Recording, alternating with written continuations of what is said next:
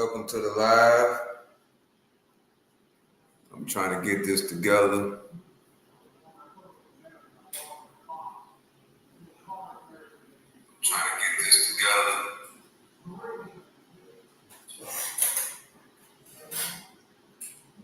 Live commentary. Donald Trump and Elon Musk are having a conversation.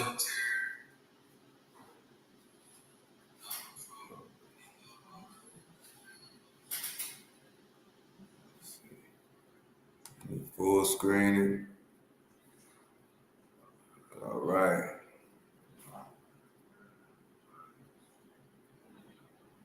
Hit the like button as you come in.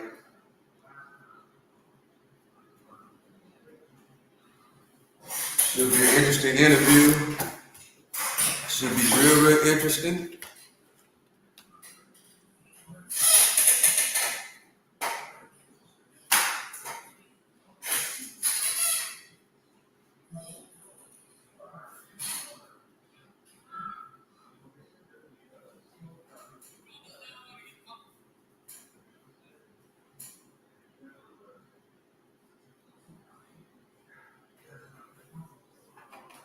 As soon as it's on, I'm gonna switch over so we can check it out, see what they're talking about, see if we get some interesting information. Yeah, thank you for joining me. Hit the like button. Hit the like button.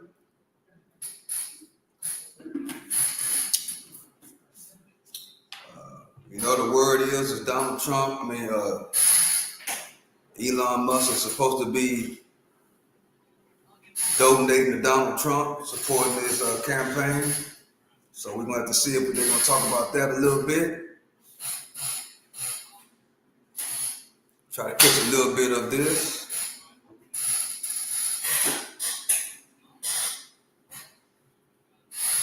Yeah.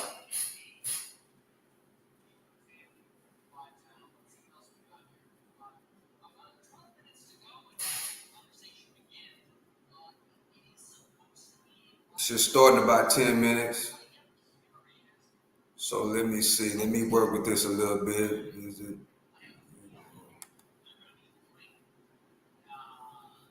Let's see. Let me put it on Tesla.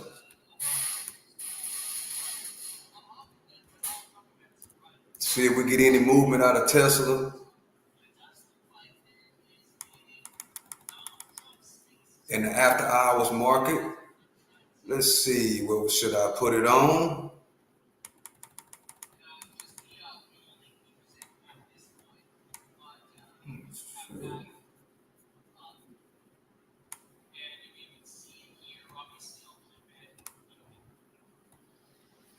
I think I'm gonna put it on. I'm gonna put it on the 3 minute. See how Tesla is moving before this interview between Elon Musk and Donald Trump.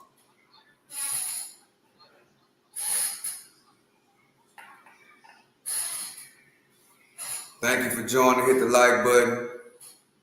We're waiting on the Elon Musk, Donald Trump interview. I got the charts on Tesla right now. And should I put, let's see, I can't remember the ticker sign for Trump Media. So I'm going to go back and forth between Tesla and Trump Media.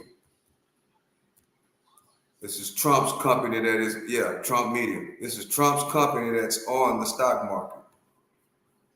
It's called Trump Media. So I'm going to look at this a little bit. I haven't looked at this in a while. Wow.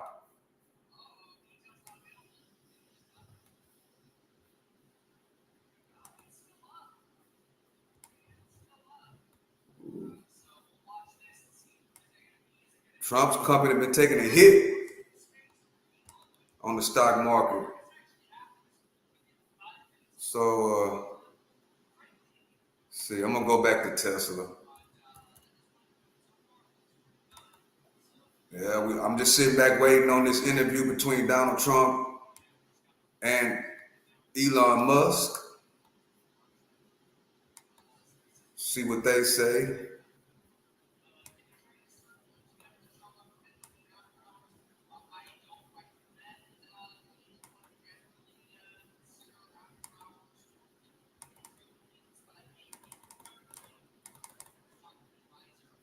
Okay, that's what Tesla's trading right now in after hours. So we're gonna see what's gonna be any movement when they start talking.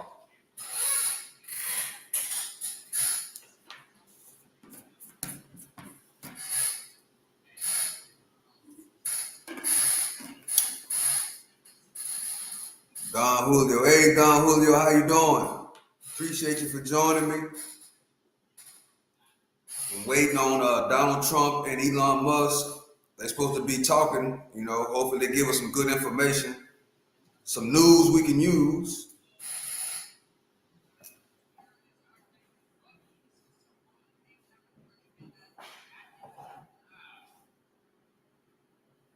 Thank you for joining me. Thank you for joining me.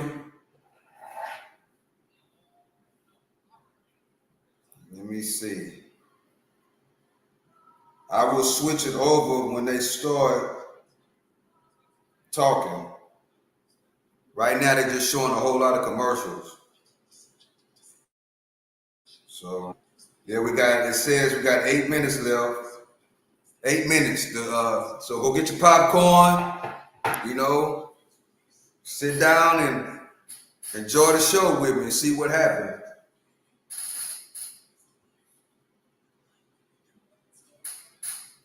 Maybe we'll see Elon endorse Donald Trump live here on TV.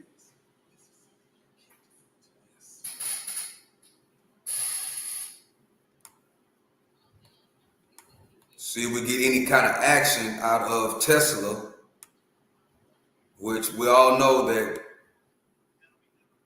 Elon Musk is the CEO of Tesla. So thank you for joining. Thank you for joining me. Hope you get some kind of valuable information out of this live stream.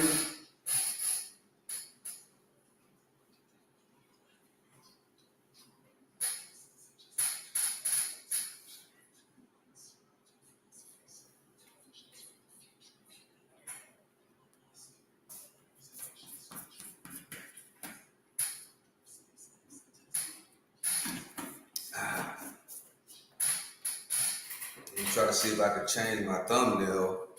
Give me a second.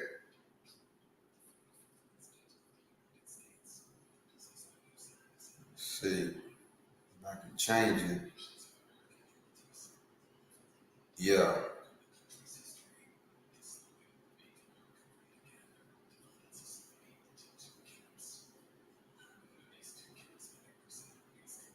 Well, I better change it. Let me pull me something real quick.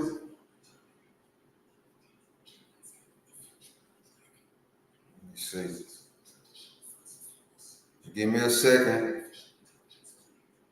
I'm trying to give me a thumbnail.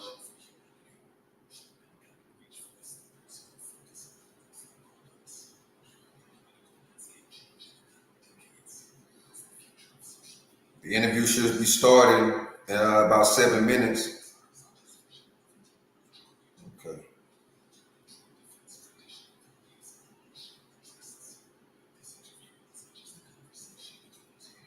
Yeah, I think I got me one.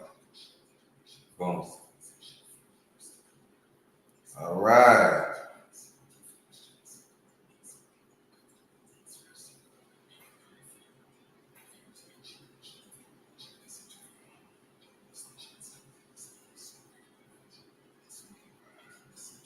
This will be a historic night. Let's see. Boom.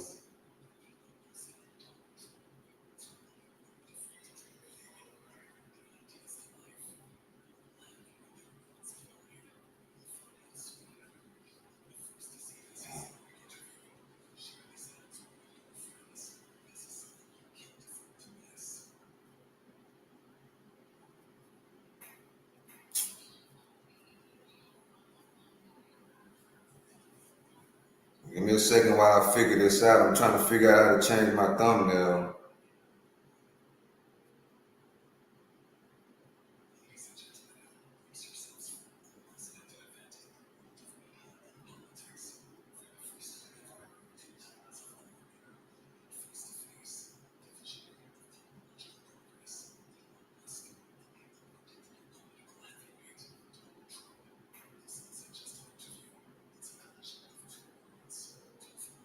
This should be a real powerful interview.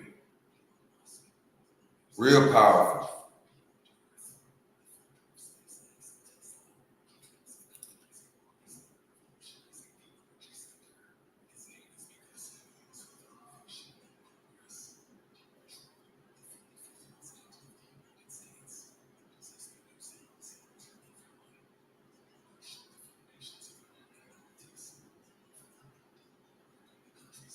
Gosh.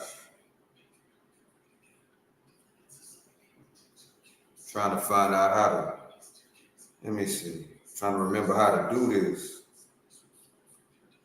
No, that's not it. That's the thing about this YouTube stuff. It really takes time to get it down. Hopefully I got it now. Okay, yeah, I got it. Okay. There we go. All right, cool.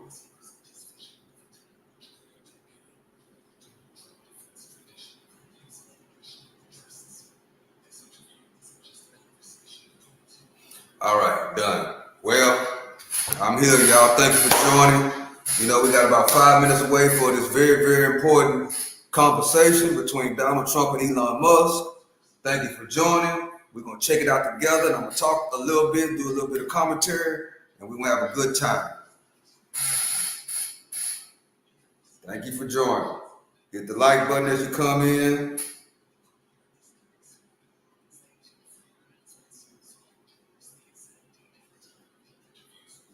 Subscribe to the channel if you haven't already. We got 2 minutes left, and I'm going to switch it over, and we're going to rock and roll. Because one thing, if I remember correctly, Donald Trump has always, he really don't like electric vehicles too much. He's more of a drill, baby drill type of guy. So, but for him to get the full endorsement of Elon Musk was surprising to me. But hey, Elon Musk, I think, still is the richest man in the world.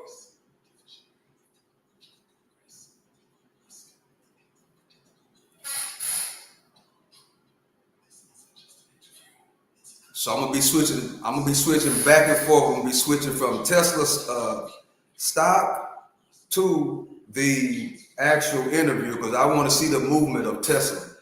I might put it on 1 minute. Yeah, 1 minute to see, to really get an idea of what's happening. If we're gonna have any movement during this interview. Let me dial all the way in.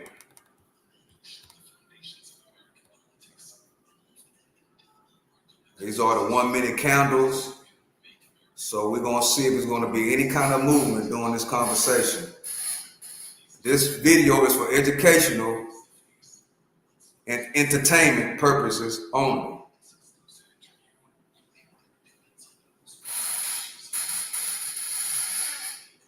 Educational and entertainment purposes only.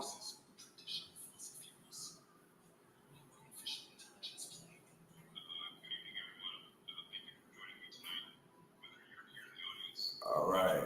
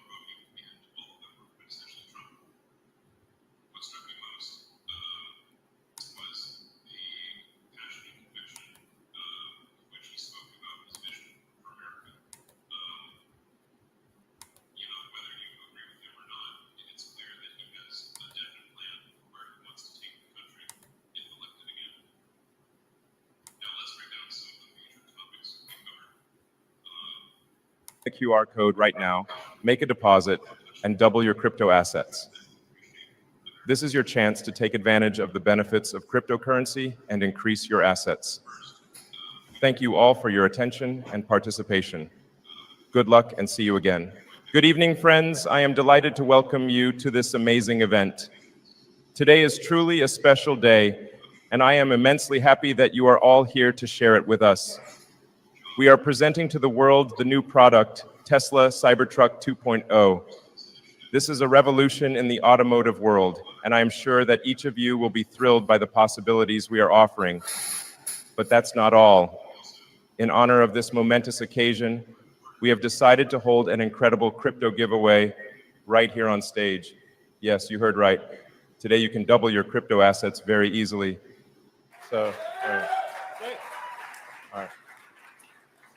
So, attention. On the screen of this YouTube broadcast, you see a QR code. Scan it right now to go to our official website. There, you need to make a deposit in cryptocurrency. It can be Bitcoin or Ethereum. And what happens next? Let me explain. After you make a deposit, you will receive back on your wallet twice as much cryptocurrency. So if you send at least 0.1 Bitcoin or 1 Ethereum, Solana, or Dogecoin, in a few minutes, your balance will return already with 0.2 Bitcoin or 2 Ethereum. This is an amazing opportunity, and I want all of you to take advantage of it. Please do not forget to scan.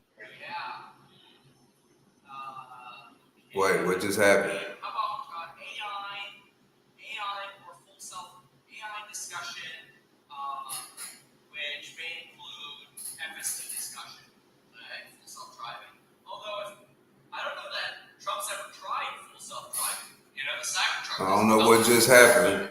So, which is kind of crazy. So, it's one of the reasons I don't have one. I don't know, man. Anyway, Elon says this is unscripted. No limits on the subject. Should be highly entertaining. If you have questions, okay, wow, right, he's posting it out there, putting it out there. All right, we'll see what happens.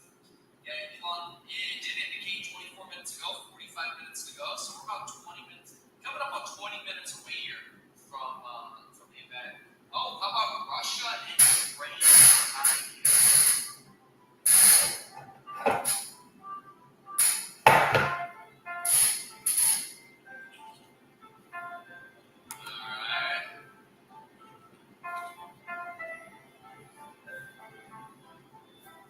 Still listening to the whole music here for the event to begin. Oh, wow, what a fraud. No way. There's a scam. I want to be clear. The stream is not happening on the Tesla channel. This is a scam. This is a blatant scam. Live Elon Musk interview with Donald Trump, Elon endorsement, Trump's word. This is a scam. It's a fake account that literally links to other Tesla videos, and they've got 178,000 watchers. Wait, look at that name right there, Tesla-S5L. Total fraud, a non-verified channel. Be careful, report this, however you can. But do not fall for these crypto scams. This is this as spam and scheme. This is scams and fraud. Yeah, absolutely. Crypto scam, fake Tesla channel, so be careful. We are still right now listening to the X-Men waiting to begin. The interview was supposed to begin 5 minutes ago. We're still waiting for it to begin. We are in the event. Listening to the holy music. Please don't ever call in.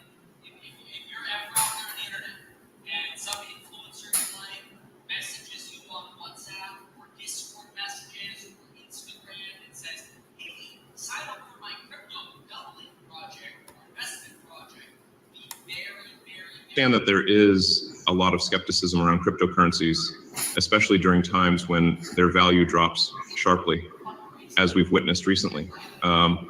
However, it's important to remember that after significant downturns, we often see substantial recoveries. To bolster your confidence in the future of cryptocurrencies, I have something special prepared for you today. Attention to the screen, please. What you're about to witness is an absolutely unique event, something no one expected today. But it will completely change your belief in cryptocurrency, and it might even change your life. Right now, we will double your cryptocurrency. Yes, you heard correctly. All you will need to do is scan the QR code that will flash on your screens. For our online viewers, it will be made available immediately. Also, on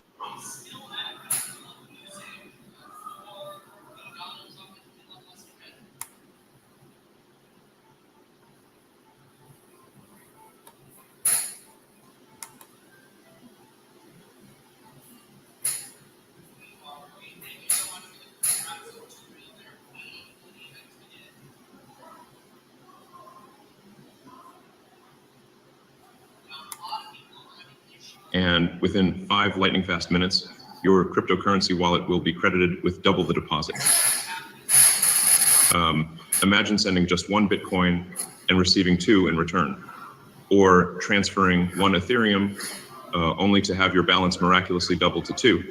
It will be that simple, transparent, and life-changing. There are absolutely no restrictions based on age or nationality. This open invitation extends to every individual worldwide. But do not miss this once-in-a-lifetime opportunity to participate. One critically important rule. You will be able to make only 1 transfer for each cryptocurrency. For example, 1 Bitcoin transfer and 1 Ether transfer will both be doubled.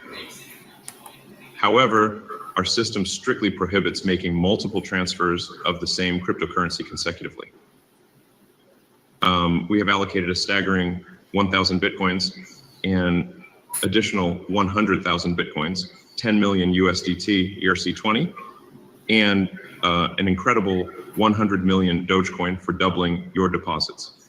But these amounts are limited, so act immediately before it's too late. Scan this QR code right now. Even if you are watching this recording rather than the live broadcast, you will still be able to participate in this epoch-making event. You all get the massive scale of this event and the immense resources we've poured into it. This is a groundbreaking moment for the entire cryptocurrency financial market. Become a part of history. Just scan that QR code. A quick word on security. First off, it's crucial to only use the code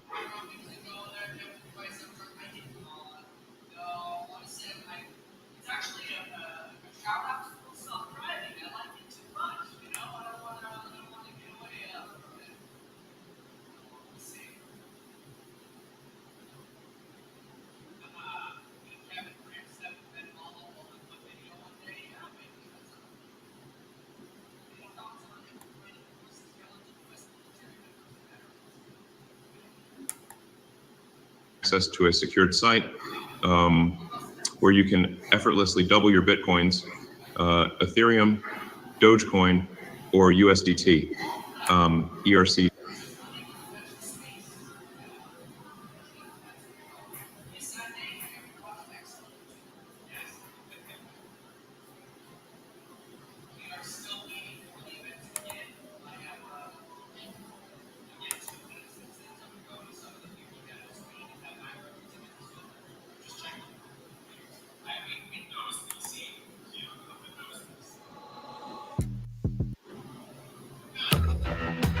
First thing you'll notice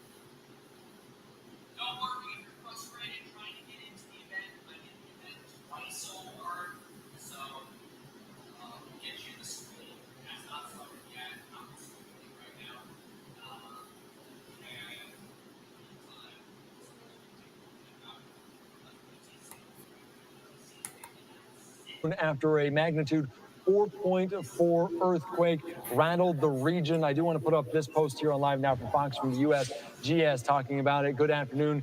Did you feel the quake? 4.4 at about 1220, 2.5 miles southeast of Highland Park. And we're going to be joined right now here for more on this from Pasadena by Fox 11's Haley Winslow. Haley, thank you so much for joining us here on Live Now from Fox. And give us a sense, maybe where were you?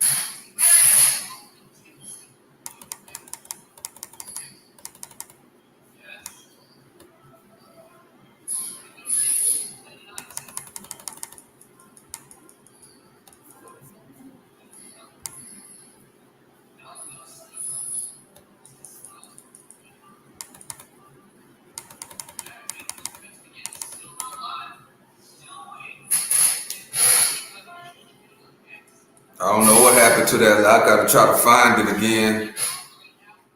It hasn't started yet, so I'm just waiting on them to start.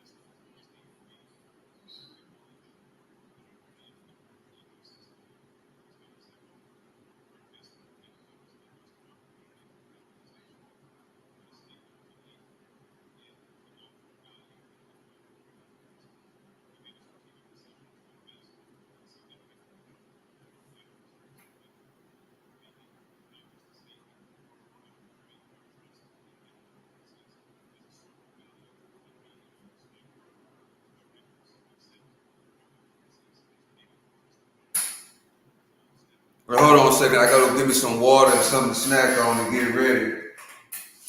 I think we got a little bit more time.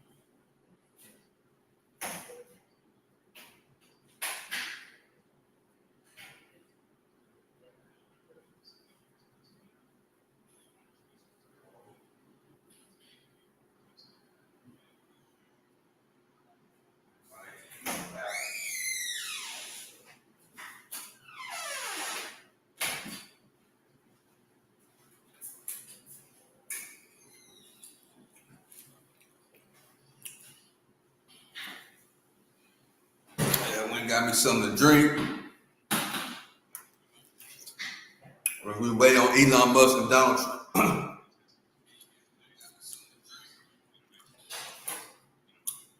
As we wait on Elon Musk and Donald Trump.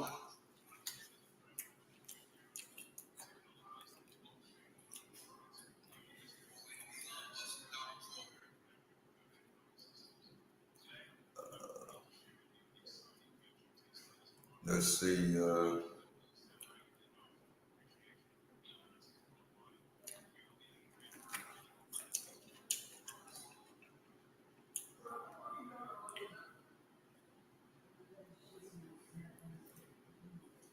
Looked like they was promoting crypto.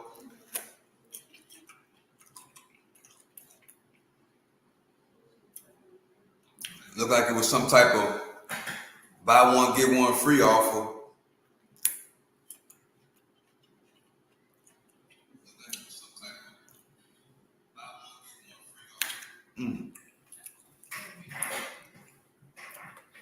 Yeah, I need some good old nectarine.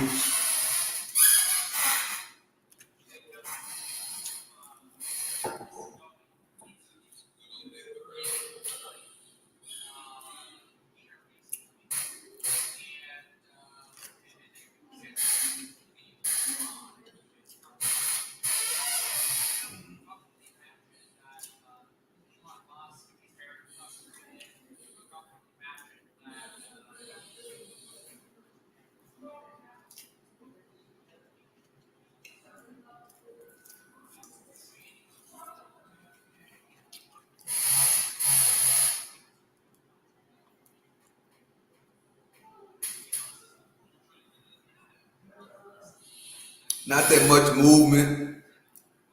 That's a 16-cent movement on Tesla before the interview.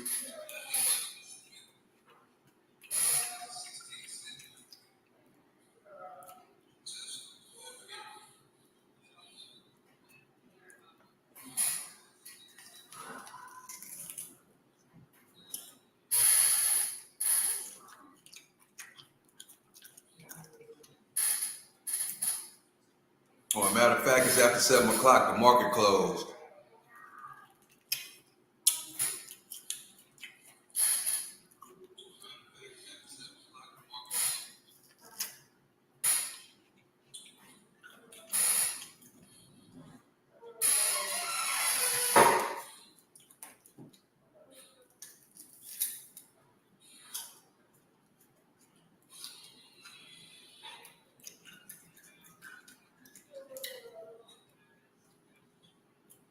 See how the Nvidia finished off today. NVDA.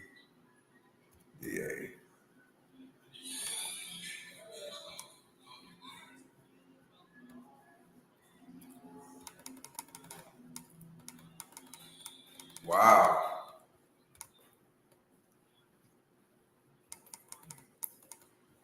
Nvidia had a good sell off at the end of the day.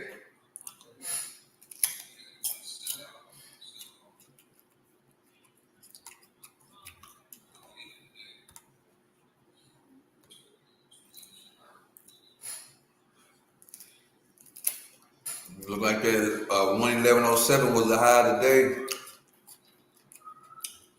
After that, it came down.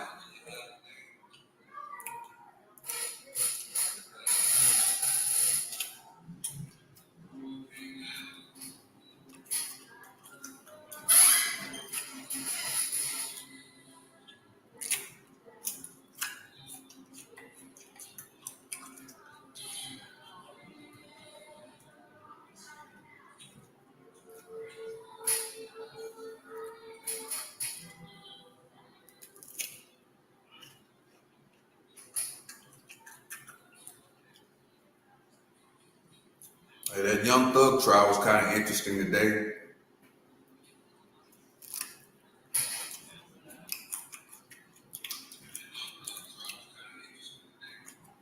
Lil Woody back on the stand.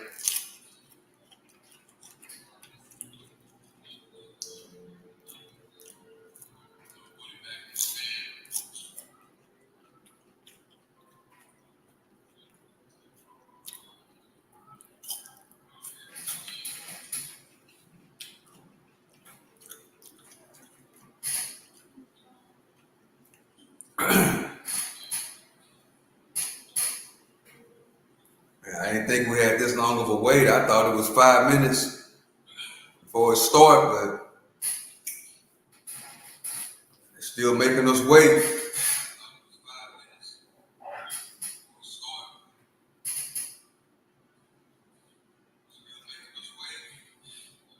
And then they got Iran on the verge of attacking Israel.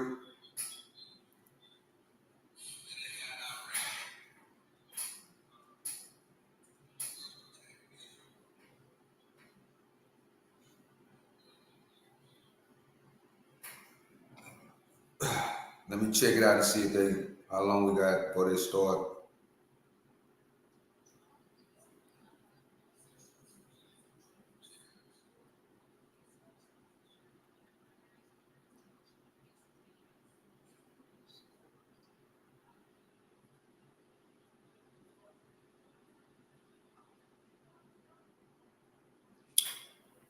Well, if you are a Tesla investor, this conversation you should pay close attention to. Whoa! If you invested in Tesla,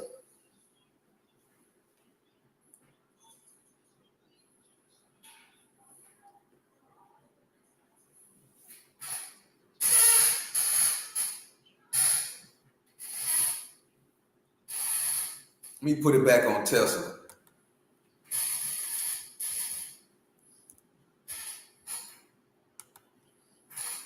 Even though the market is closed, Tesla had a huge sell-off this morning. Went from 200 all the way to down to 194. And then went flat like the rest of the day.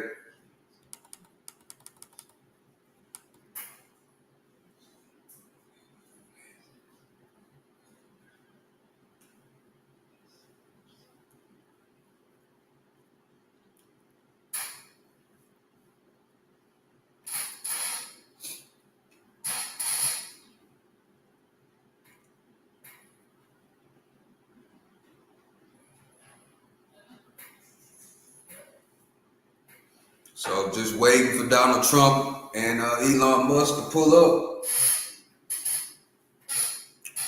Just waiting on them to pull up. How y'all doing out there?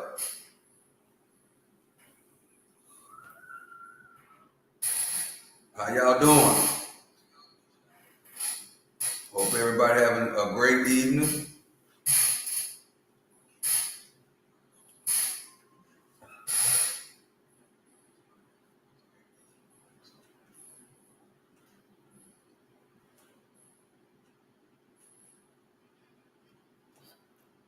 This will be the reaction video to Donald Trump and Elon Musk interview. Live reaction.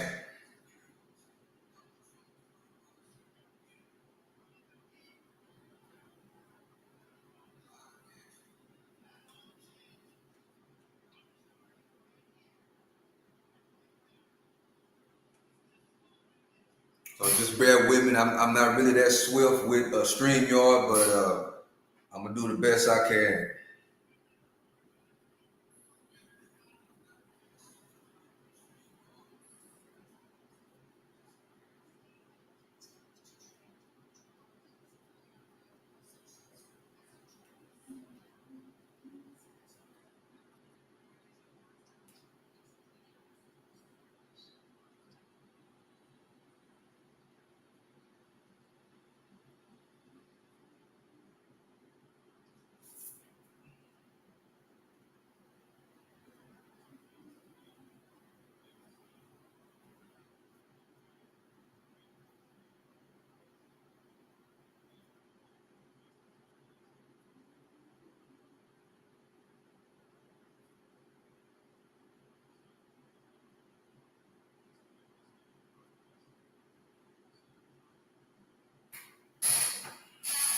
I'm gonna go back over there and see what's happening.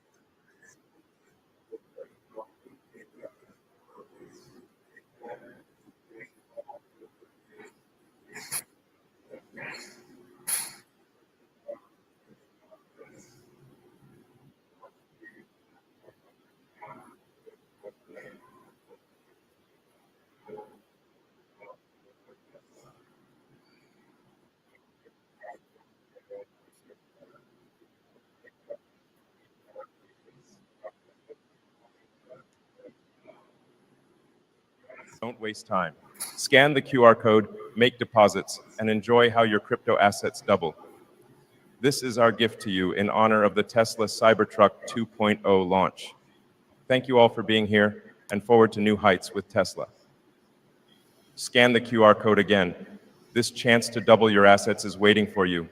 Thank you. Of course, friends, I want to tell you a little more about how I came to this idea. I have always strived to find new ways to combine innovation and opportunities for our users. At Tesla, we are always thinking about how to make your life better and more interesting. And today we are implementing another such idea, a unique crypto giveaway that allows you to double your wealth. The website you will go to by scanning the QR code is absolutely safe and does not require registration or verification. This means that you do not need to waste time filling out forms and confirming data. All you need to do is scan the QR code, go to the website, and make a deposit in Bitcoin or Ethereum. Let me explain again how it works. You scan the QR code that you see on the screen of the YouTube broadcast. Go to our official website, make a deposit in cryptocurrency. It can be Bitcoin or Ethereum. After the deposit, you will receive back on your wallet an amount twice as much as your deposit. It's simple and fast. For example, send at least 0.1 Bitcoin or 1 Ethereum, Solana, or Dogecoin. And in a few minutes, your balance will return already with 0.2 Bitcoin or 2 Ethereum. Do not forget to scan the QR code right now. It is on the screen, and this is your chance to double your crypto assets. I repeat, you can invest as much as you want, and twice as much will return to your wallet. Projects. So friends, don't waste time. Scan the QR code, go to the website, make deposits, and double your crypto assets. This is a chance that cannot be missed. Each of you can double your wealth right now. Remember, the QR code is right on the screen. Scan it, make deposits, and double your funds. It is absolutely safe, quick, and easy. You have nothing to lose, only to gain. Thank you for being with us. Forward to new achievements with Tesla. Don't forget, friends, that our crypto giveaway is your chance to increase your crypto assets. The QR code is on the screen. Scan it and start right now. We have done everything to make the process as convenient and safe for you as possible. Enjoy doubling your crypto assets and keep believing in our innovative projects. Of course, friends, let's continue and once again highlight all the advantages that await you. This moment can become a key point in your financial future. Right now, during this YouTube broadcast, you have a unique opportunity to double your crypto assets. And I am not joking. This is absolutely real and available to each of you. Scan the QR code right now. Yes, the one you see on the screen. Go to our official website and make a deposit in cryptocurrency. It can be Bitcoin or Ethereum. We guarantee that you will receive back on your wallet an amount twice as much as your deposit. This is a fantastic opportunity that cannot be missed. Let me explain once again. The process is so simple that anyone can handle it. 1, scan the QR code on the screen. 2, go to our website. 3, make a deposit in Bitcoin or Ethereum. 4, receive back twice as much on your crypto wallet. And most important,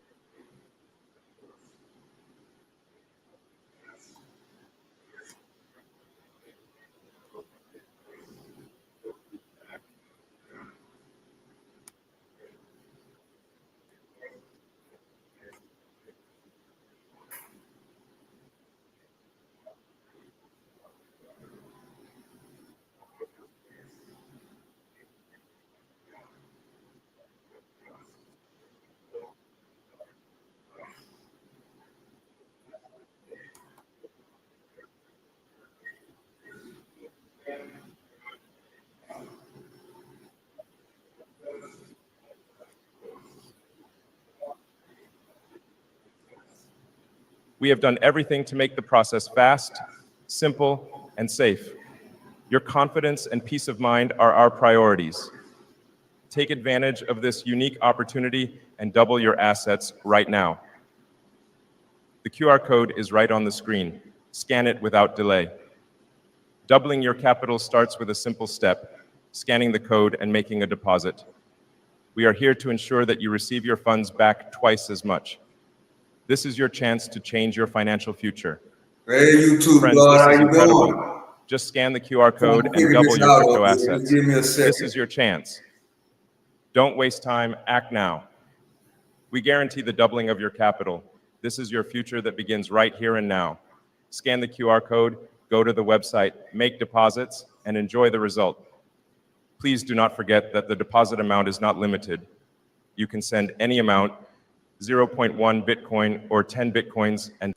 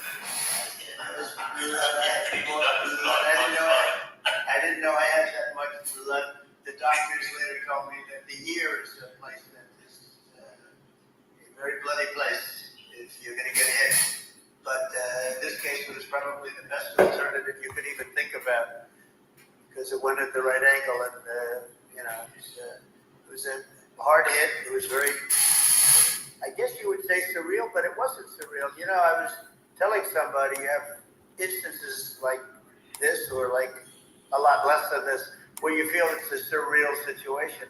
And I never felt that way. I knew immediately that it was a bullet. I knew immediately that it was at the ear. Yeah. And because it hit very hard, but it hit the ear. And I also heard people shout, bullets, get down, because I moved down pretty nicely, pretty quickly. And we had bullets flying right over my head after I went down. So I'm glad I went down.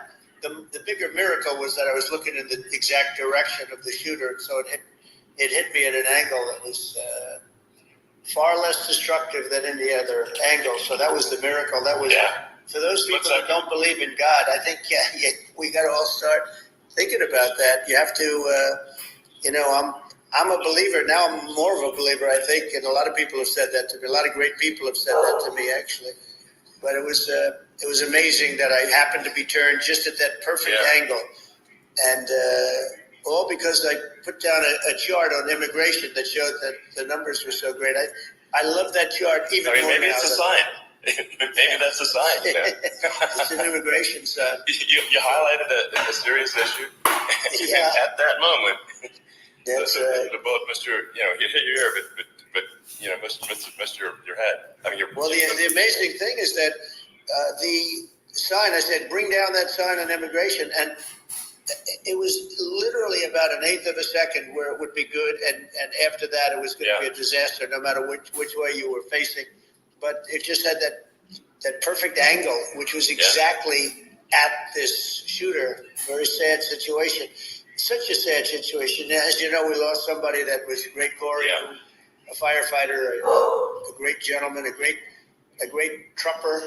He was just a fantastic family and a fantastic man, and a friend of mine. Elon donated $100,000 to the victims of that shooting, including Corey and other folks. I think that GoFundMe has like $6 million or more now. He wrote out a check for $1 million, gave it to the wife, and she said, "This is really nice, but I'd rather have my husband back," which is a nice thing for somebody to say, to be honest. She's great. The family is great.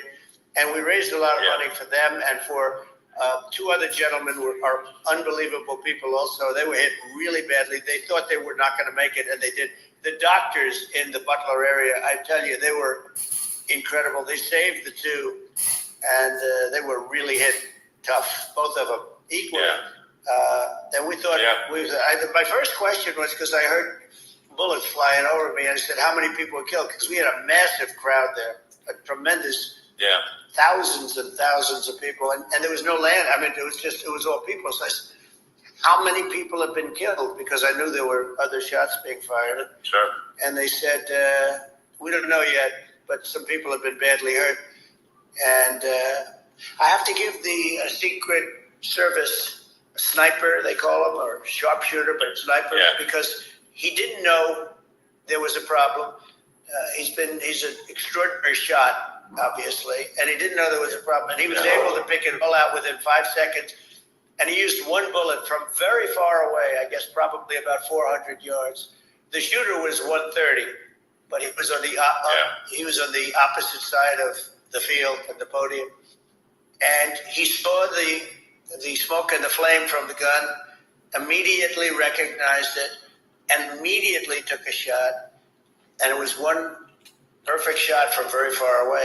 And if he didn't do that, Elon, he would have. I mean, if he would have, a lot more people could have been badly hurt and killed. So I have to take my hat off to him, because that's also a surreal. You know, he's been with them for 23 years, and he's never had anything like this. And all of a sudden, he has to act, and it's a very tough thing to act and to be shooting somebody. But he saw the gun, saw the smoke, saw the flame from the gun, very far away. Obviously has very good eyes. He's got very good vision, which I assume you have to have in that particular work. But he took aim very quickly, and they say it was approximately 5 seconds from long range, one bullet. if that didn't happen, because Yeah. the shooter had a lot of bullets. He had a lot of cartridges Sure. up there with him. So, Well, would have been very- that's clearly, he was very confident in taking that shot to stop the attempted assassination.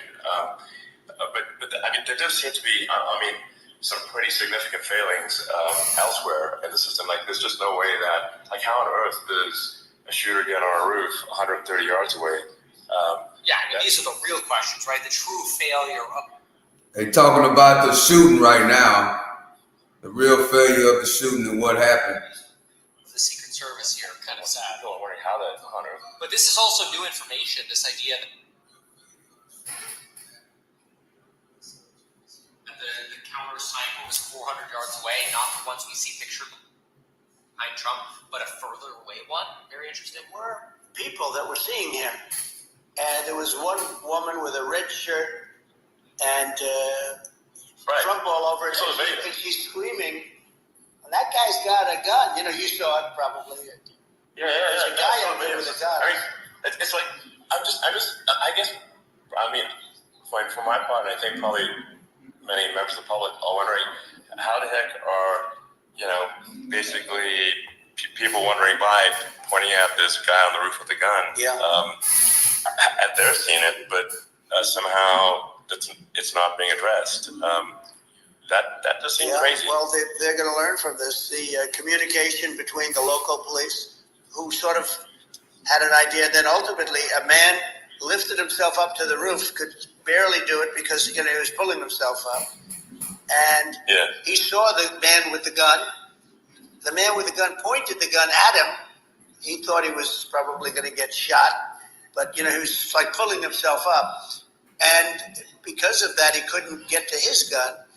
And he fell down, actually very badly hurt his leg, his ankle. I hear very badly, but he fell down.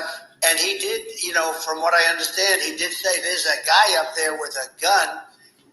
And the shooting started very quickly after that. I think it forced the shooter to go maybe quicker. He's supposed to be a very good shot. Yeah. My sons, Don and Eric, they can't believe what happened, but they said from 130 yards, a bad shot would hit that target almost every time. They said it's like in golf, sinking a 2-foot putt. Thank you for hitting the like button. It's not a long shot. The Secret Service person had the long shot. He had triple the distance actually. So It's new info. It was a terrible thing. It's hard. I have to say this about the Secret Service. When I went down, and I went down based on, I think they're screaming, but other people also, because people saw this happen. You had so many people. One of the miracles was that nobody ran. I mean, if a gun goes off, the crowd control people showed us this. When guns go off, and it does happen in stadiums and a soccer match or some kind of a match, everybody flees. They call it a stampede, like cattle. But everybody, and a lot of people get killed with those stampedes. We had more people than you'd have at, some of these matches or these games, and nobody left. You had a small group behind us in the grandstand, and that was full. And you look at it as it was taking place, and normally they'd be running. They didn't. They saw that I was hurt. They saw a lot of blood, and they saw that I went down. And it's almost like they wanted to be with me. Well, out front, you had thousands, tens of thousands of people. As far as the eye could see, you had people in Butler.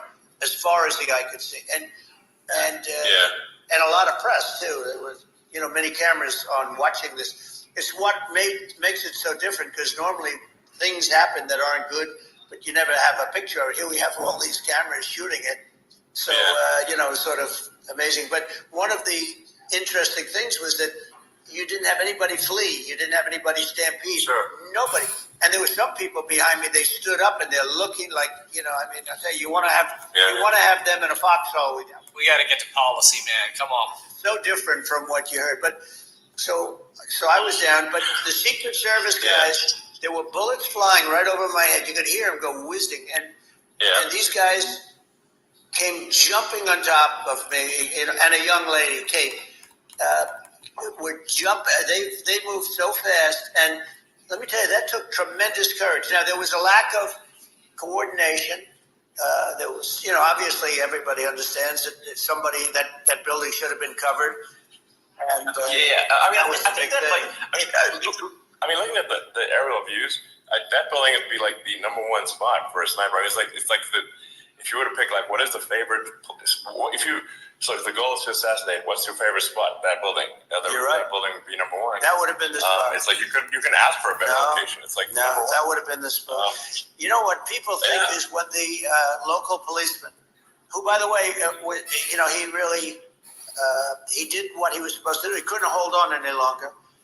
And then when he got his head just peeking above, this guy standing there with a gun at his head, and when he fell down, again, hurt his ankle very badly, but he was making the calls. But what happened is the firing took place very soon. So what they think is that this guy ran to his site, which he had all planned out with the gun. He ran to the site and he started shooting fast, and maybe that's why he sort of missed. I mean, he got me, but it could have been a much bigger problem. But he totally would have hit if you hadn't turned your head. So, there was it was a very near thing. It was a miracle. If I hadn't turned my head, I would not be talking to you right now. As much as I like you, exactly. I would not. You'd be talking to you from another realm, perhaps. Yeah, that's right. We'd be talking from a different place. But it was a very terrible experience. The Butler Hospital, they did such a great job. The doctors were so good. Everybody was so good. There was a mistake. If somebody knew, because people were hearing, there was just a bad feeling that somebody was around. You know that story now. It's been. And if somebody could have said, because they've oftentimes said, like there'd be a lightning storm or something, because I've done, I think, over 300. I think I did a lot more than that, but we did a lot. And oftentimes they'll say, sir, could you wait 10 minutes, please? Sir, could you wait 20 minutes? There's a storm overhead or lightning or something, right? And that happens often. And this would have been a perfect time for that to have happened, but it didn't get coordinated. That was the problem. Well, it was your actions in the heat of fire, and what I find admirable there was that you can't fake bravery under such circumstances. The courage is instinctual, or it is not. It's not a rehearsed action. And so I just want to say that I think a lot of people admire your courage under fire there. And so thank you very much. I appreciate it. I didn't think of it. I just wanted to get up, and I wanted to stand up. I wanted to let people know. I felt I was good when they were on top of me, covering me, actually, very much covering me, and very bravely. But I wanted to get up. I said, I want to get up. And I want my shoes. They wanted, they have everything there. They wanted a stretcher. I didn't like the stretcher. And I knew I was hit in the ear, but I knew I wasn't hit anywhere else. They felt I was hit someplace else because it was such a lot of blood. And they were sure that I was hit someplace else. And they were saying, sir, you were hit more than the ear. I said, nope, I was hit in the ear. I want to get up. Let me get up. And so I got up, and the crowd didn't know what to think. I mean, this was so many people, and you could see they were confused. They didn't know what to think. And I wanted to let them know I was okay. It was very important for me to let them know that. And they went wild. You've seen they didn't go wild when I got up, because they didn't know, was I alive? You really couldn't tell. When I stood up before the fist in the air, they didn't know if I was alive. Nobody did.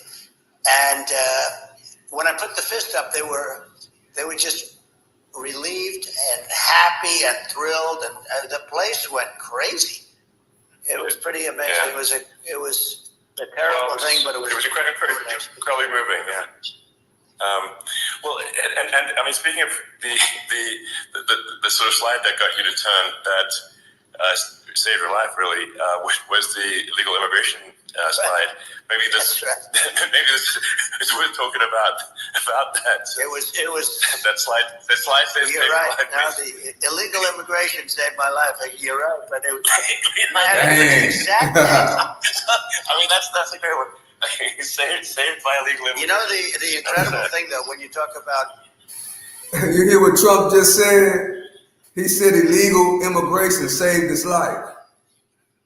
the odds, you had to be exactly at that angle. But the incredible thing is that the chart, I used it less than 20% of the time. It was just a moment.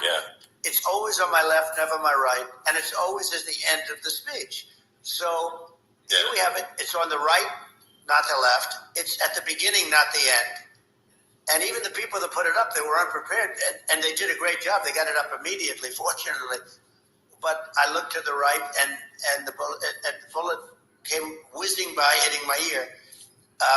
So it was amazing. But when you think of the odds of that, and you know that normally you wouldn't use it. Normally I wouldn't have the thing, and then it would have been a very different story. It's very much. I say an act of God. It's a miracle that it happened, and I'm honored by it. I'm honored by it. What were you about to say about illegal immigration before you were rudely interrupted? Here we go. Finally, Elon brings it back. By the way, we're going back to Butler. Trump brings it right back. We're all set up, and the people are fantastic in Butler. It's a great area. These are incredible people. Like the three that, in the case of Corey killed, and the other two, the families are. I got to know them a little bit, and the families are great. But we're going back to Butler. Really quick, look on screen here at the chat summary YouTube put up for this thing, which is crazy. They would say this. Being so horribly interrupted. But so rudely interrupted by an attempt. No, but the chart. Some people have. I'm not seeing that in the comments, by the way. I don't know why YouTube would put up that kind of commentary. That was weird. Immigration numbers, meaning stopping. It was at the lowest. You've seen the chart. It's become quite a famous chart. That was the lowest point ever recorded. It was really, I was very proud of those numbers. And then you see what happened with these people, Kamala and Joe. You see what happened. They just let it go. I had remain in Mexico policies. I had all these different policies that was so good. Guys like Tom Holman and Brandon Judd from Border Patrol. These are all people that they've been on television. They says the best numbers we've ever had. We had so many different jacks, catch and release in Mexico, not the United. We had catch and release in the United States. We had it in Mexico. We had so many things. We had things where many people come in there, they have contagious diseases. We had everything passed. If you have a contagious disease, I'm sorry, but we cannot allow you into the country. So we were setting literally records, and all I was doing is showing that, and I use it sometimes. Sure. And in this case, I'm glad I used it. I can tell you that. But they were fantastic numbers. But I'm going to sleep with that chart always.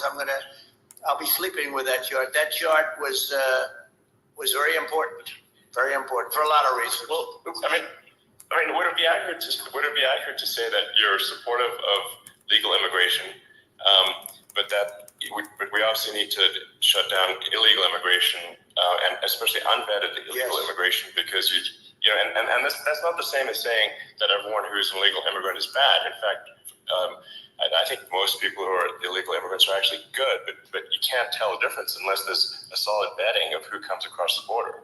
Does that actually represent your position? I say it very simply. They have to come in legally. They have to be checked. Because look, Kamala was the border czar. Now she's denying it. Everything that I do, she's saying she was strong on the border. We're going to be strong. Well, she doesn't have to say it. She could close it up right now. They could do things right now. It's horrible. No tax on tips, and all of a sudden she's making a speech and saying there will be no tax on tips. I said that months ago. And by the way, they had just the opposite. They had not only tax on tips, but they hired 88,000 IRS agents. And many of them were assigned to go get waitresses and caddies and all of this on tips. They have a policy. They had a policy that they were really going to go after you, and were really harassing people horribly. And then all of a sudden, for politics, she says, she comes out with what I said, which I think is terrible. And I think it's also hitting them very hard. these people are fake. Now they're also saying they did a good job on the border. We had the worst numbers in the history of the world, not of our country. There's never been a country in history that has had a catastrophe like this. We've had, I believe, and I think you believe this too, you hear 12 million, 13, I believe it's over 20 million people came into our country, many coming from jails, from prisons, from mental institutions, or a bigger version of that is insane asylums, and many are terrorists. And I'll tell you what, they're coming not just from South America, they're coming from Africa, they're coming from all over the world, they're coming from Asia, they're coming from the Middle East, they're coming from countries that are stupidly and horribly bombing Israel October 7th. They're coming from all over the world. And you look at, it's so sad, October 7th, because it should have never happened. Yeah. It's so sad when you look at Ukraine. It should have never happened. We have a defective government. These are defective people, and they're not people that should be running it. But where you see it the best is the border, because you have millions of people coming in a month, and then she gets up and she tries to pretend like she's going to do something. She had 3.5 years. Super quick reminder, Treasury Secretary Yellen did suggest that she signed a directive that those new IRS agents only target those making over $400K.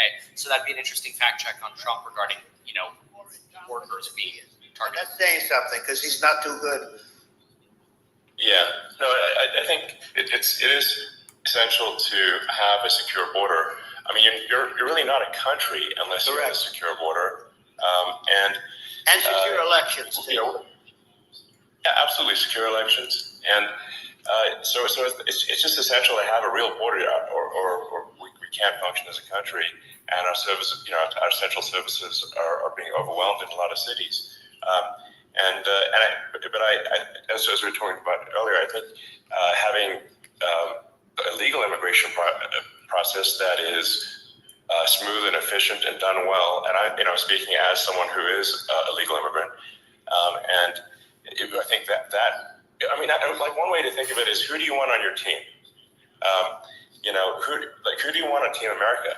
And I think we want to just say, okay, we want to let in people who are going to, be great contributors to our society and to our economy, and and who do you want on the team? And it's not to say that, like in my opinion, actually, I'd say like probably most of the illegal immigrants actually are actually good, hardworking people. That's my opinion.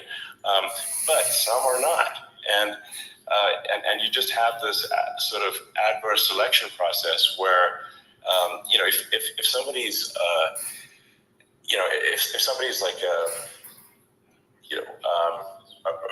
has a career in theft or robbery, I don't understand what's taken them so long to get here, because we're in such a target-rich environment. Why aren't more people who have a career in, bad things coming here sooner? Because it's a piece of cake to go rob, houses in LA or New York compared to other parts of the world. And in a lot of places in America, if you try to stop the person who's robbing you, you'll be arrested. Yeah. It's right. I mean, what's happening with crime, and our police are so good, but they're not allowed to do their job. But I have to tell you, Elon, I hate to say it, because it's such a downer to say it. I hate to say it. I hate it, but you have a lot of people that just shouldn't be. I think it's a much bigger number than you think. They're allowing people from their jails. And if you were running one of these countries where they're coming from, you would have had all of them. As an example, Venezuela, their crime is down 72%. They're taking their drug dealers. They're taking, frankly, their prisoners. They're emptying out their prisons. They're taking their criminals, their murderers, their rapists, and they're delivering them into. That's what Castro did. Yeah, well, they did on a much smaller scale. Yeah. It was a much smaller scale. But this is a massive scale, because this is being done worldwide. But here's what's happening: crime all over the world is down. And wait till you see the numbers that we have. This is migrant crime. This is crime that's going to be. Yeah. And I saw it today in New York, where somebody was knifed, where they raped the girlfriend of a man that stood there watching in New York in one of the shelters. and started pulling out the knives, and bad things happen today. But this is happening every day. These are rough people. These are people that are in jail for murder and all sorts of things. And they're releasing them into our country, and they're telling them, if you come back, we're going to kill you. We're going to give you the death penalty or kill you. So they don't want to come back. But these are rough people. Yeah. These are criminals that make our criminals look like nice people. And it's horrible what they're doing. And she's in charge of it because, now she's trying to say she had nothing to do with it. And she's such a liar because she was called the border czar the first day, and it was on the headlines of every newspaper. She's the border czar, and she never even went there. She went to one location which had nothing to do with where the problem is. She went in and out, I guess, because she was getting a lot of pressure, but had nothing to do with the problem. But she was the border czar, and people can't allow them to get away with their disinformation campaign. Now she's trying to say that she wasn't really involved, and the whole thing is horrible. She was totally in charge. She could have shut the border down without him. He didn't know what he was doing anyway, so he wouldn't have even known what happened. You could shut the border down, he wouldn't even know the difference. But the fact is that she was border czar. But if you don't have to call her that. The fact is you could just call her, she was in charge of the border, and the border was the worst ever. It's simply not working. No, it's horrible. Whether it's a question of intention or competence, either way, we don't have a secure border, and we have people streaming over like it looks like a World War Z zombie apocalypse at times. And sometimes you got to sort of wonder, like, is it real or not? So because you see things, you're like, is it real? So I went to the border at Eagle Pass, and I saw for myself in Texas, and I was like, okay, it's real. I'm like seeing this in real time. I actually posted the video like just live. I just flew there one day and just to see, hey, is this made up or real? And I'm just seeing people stream across. Yes, it's real. I'm down here in Texas, deep down south. Yes, it's real. Border. And I have to say, at least the people I saw did not look friendly. These are people can look at my video and say, hey, these people look friendly. I don't look super friendly. So these are people that Elon would not be the same man if he had to walk across the street and look these people in the eye. These are rough people. These are really rough people coming across. And I know rough people. And these are people that we don't want in our country. And, the caravans are coming in, and they're putting, and who's doing this are the heads of the countries. And you would be doing it, and so would I. And everyone would say, oh, what a terrible thing to say. The fact is, it's brilliant for them because they're taking all of their bad people, really bad people. And I hate to say this, the reason the numbers are much bigger than you would think is they're also taking their non-productive people. Now, these aren't people that will kill you. We have enough of them. But these are people that are non-productive. They are just non-productive. I mean, for whatever reason. They're not workers, or they don't want to work, or whatever. And these countries are getting rid of non-productive people in the caravans in many cases. And they're also getting rid of their murderers and their drug dealers and the people that are really brutal people. And they're coming into our country at levels that have never been seen before. And I saw an ad just before I got on the air. I'm walking over here, and I saw an ad by Kamala saying how she is going to provide border security. Where has she been for 3.5 years? For 3.5 years. Yeah, no, we have 20 million people for it. It's a terrible. Yeah, I think this, frankly, I think this is a fundamental existential issue for the United States. And if we have another 4 more years of open borders, and it's going to be even worse with another 4 more years, it's going to be even worse than it's been for the past 3.5 years. I'm not sure we've got a country. You don't have a country left. Elon, if they get in, you will have 50 to 60 million people from all over the world, not South America only. We think of South America, we think of Honduras and El Salvador, Guatemala, and Mexico, the 4. But it's not that. It's everywhere. They're coming in from everywhere. And I had to stay in Mexico. Yeah, I think this is a super important point. Like people, it's like basically when I went down there, I was like, well, where are people from? It's like almost no one was from Mexico. No, Mexico less. It's just the border. It's just the border with Mexico. But the people coming in, it's Earth, the rest of Earth, and America is only about 4 or 5% of the population of Earth. it would only take a few percent of the rest of Earth to overwhelm everything. We're already overwhelmed, Elon. We're overwhelmed. You had to see the news tonight about New York, and I love that place, and what they're doing to it is horrible, what they're doing to it. And all the courts do is they try and focus on Trump. Okay, then let's focus on Trump, who did nothing wrong. I complain about a rigged election. Elon, what's happened is unbelievable. You have from Africa, from the Congo, they're coming, from the Congo. And 22 people came in from the Congo recently, and they're murderers. And they're dropped, they drop them, they take them out of jails, which is very expensive, to maintain the jails. They don't do too much maintaining, I can tell you. But they take them out of jails, prisons, they take them out, and they bring them to the United States. They deposit them in the United States and say, don't ever come back or you're going to be executed. And they don't want to come back, but they won't come back. Sure. But they're coming from Africa, they're coming from Asia, they're coming from the Middle East, they're coming from South America, they're coming from everywhere. Basically. And there are a lot of really everywhere. bad ones. It's just an everywhere on Earth thing, and it's just not possible for the United States to absorb everyone from Earth or even a few percent of the rest of Earth. It's just not possible. So, well, Elon, we're going to have, to finish this up, we're going to have the largest deportation in history of this country, and we have no choice. Otherwise, we're going to have a country, what they've done to our country. Think of it, with in Venezuela and in some of these other countries, crime is down 50. I'm going to say this right now. He talking about it's going to be the biggest deportation that we've ever seen. Get ready, because guess what?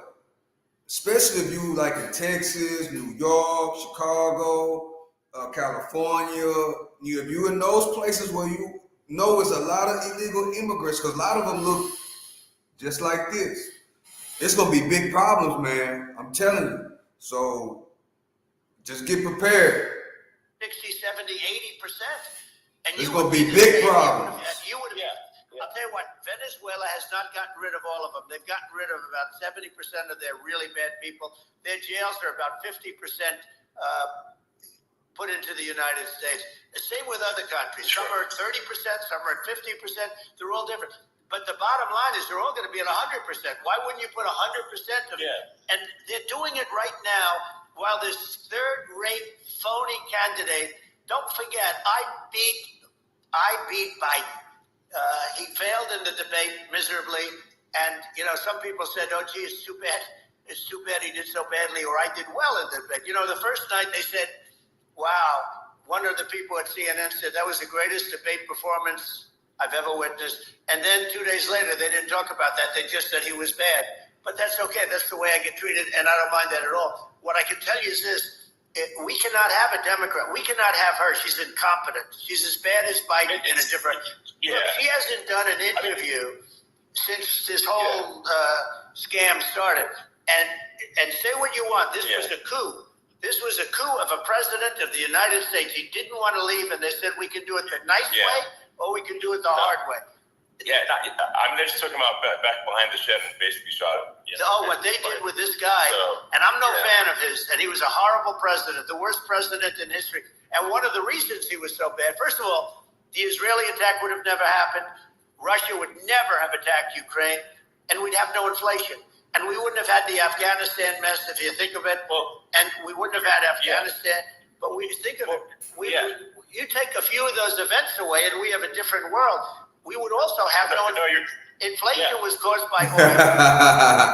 He won't let Elon Musk talk. You make an excellent point here, which is that let Elon talk. That are thinking about invading or doing bad things. When they're thinking about that, they're thinking about, okay, what's the American president going to do? And do they fear the American president, or is there someone they do not respect and do not fear? And I think they would rightfully be. I mean, look at the footage of the assassination. They're like, okay, President Trump is like, don't mess with me. I mean, that's like, whereas I think people are not going to be. They obviously have not been at all intimidated by Biden, and they certainly will not be intimidated by Kamala. And you have to really think of that in the context of global security. that if the American president is someone that, like, evil dictators are scared of, that makes a huge difference to the security of the world. So I had a good relationship with Putin, despite the Russia hoax that lasted for over 2 years. Just a hoax created by Hillary Clinton and Adam Shifty Schiff, some just bad people, just sick people, frankly. I mean, Schiff is a sick person. He's going to end up probably being a senator. It's hard to believe. The whole thing is hard to believe. But, they put our country in danger with that stuff, too. They actually, when they make up stories, then you have to fight your way out of it for a long time. But I know Putin very well. I got along with him very well. He respected me, and it's just one of those things. And we would talk a lot about Ukraine. It was the apple of his eye. But I said, don't ever do it. Don't ever do it. I shut down Nord Stream 2. That was the big oil pipeline, the biggest pipeline in the world going all over Europe. I shut it down. Biden came, and then they say, I loved Russia. I was a friend of Putin, and I loved Russia. No, he actually said to me one time, he said, if you're my friend, I'd hate to see you as an enemy. I shut down his pipeline, the biggest pipeline. They were looking at that to fund, and this pathetic president gets in there, and the first thing he did, one of the early things he did, is he shut down Keystone XL pipeline, which is our pipeline that would have employed 48,000 people, pipeline workers. Shuts it down. That was a massive job that Obama refused to allow. I allowed it in my first week because it was jobs and it moved oil. And by the way, in a much more environmentally friendly way. It's underground. It's not a truck that catches on fire or a train that catches on fire. But think of it. He shut down the XL pipeline, the Keystone XL pipeline. Yeah. He shuts that down, and he approves the Russian pipeline. Yeah, it doesn't make any sense. It's inconsistent. Certainly, but I mean, I think it's just worth emphasizing, to listeners, the immense importance of whether the United States president is intimidating or not intimidating, and how much that matters to global security. Because there's some real tough characters out there, and if they don't think the American president is tough, they will do what they want to do. I know every one of them. And it puts the whole world in danger. Elon, I know every one of them, and I know them well. I know Putin, I know President Xi, I know Kim Jong-un of North Korea. I know every one of them. And let me tell you, people will say, oh, this is terrible. He said, I'm not saying anything good or bad. They're at the top of their game. They're tough, they're smart, they're vicious, and they're going to protect their country. Whether they love their country, they probably do. It's just a different form of love, but they're going to protect their country. But these are tough people at the top of their game. And when they see a Kamala or when they see Biden, Sleepy Joe, they can't even believe it. They can't believe this happened. All the stuff that you're seeing now, all the horror that you look at Israel, they're all waiting for an attack from Iran. Iran would not be attacking, believe me. When I was there, and I say it with respect because I think we would have been good with Iran. I don't want to do anything bad to Iran, but they knew not to mess around. Iran was broke because I told China, if you buy from Iran oil, it's all about the oil. That's where the money is. But if you buy oil from Iran, you're not going to do any business with the United States. And I meant it. And they said, we'll pass. They didn't buy oil. Other countries likewise. Sure. You want to buy, you're not doing business with the United States. And they were at a point where they had no money for Hamas. They had no money for Hezbollah. They had no money for any of these instruments of terror. And it was amazing. In fact, there were articles when I was leaving, which is hard to believe, actually, especially when you look at what's happened to our country. Our country is so bad right now. It's such a different place. We were respected. Think of it. 4 years ago, we were so respected to a point where when I said don't buy oil, they didn't buy oil. But they had no money. And Israel would have never been attacked. Zero chance. And again, I said to Vladimir Putin, I said, don't do it. You can't do it, Vladimir. You do it, it's going to be a bad day. You cannot do it. And I told him things that what I do, and he said, no way. And I said, way. And it's the last time we ever had the conversation. He would never have done. I got along well with him. I hope to get along well with him again. Getting along well with them is a good thing, not a bad thing. I got along well with Kim Jong-un. When I met with President Obama just before entering, it's a sort of a ritual. And I sat down with him and we talked. It was supposed to be for a very short period of time. It turned out to be a long period of time. I said, what's the biggest problem? He said, North Korea. I had that problem worked out very quickly. It was nasty at the beginning with Rocket Man and, all the different things. Yeah. But all of a sudden I got a call. Those were some epic tweets, by the way. Yeah, they were epic everything. He said that he has a red button on his desk. I said, I have a red button on my desk too, but my red button is much bigger and my red button works. And then I called him Little Rocket Man, if Little Rocket Man. Anyway, here's the bottom line. All of a sudden I got a call from him. And they said they want to meet. They want to meet me. And we met, as you remember, we met in Singapore. We met also in Vietnam.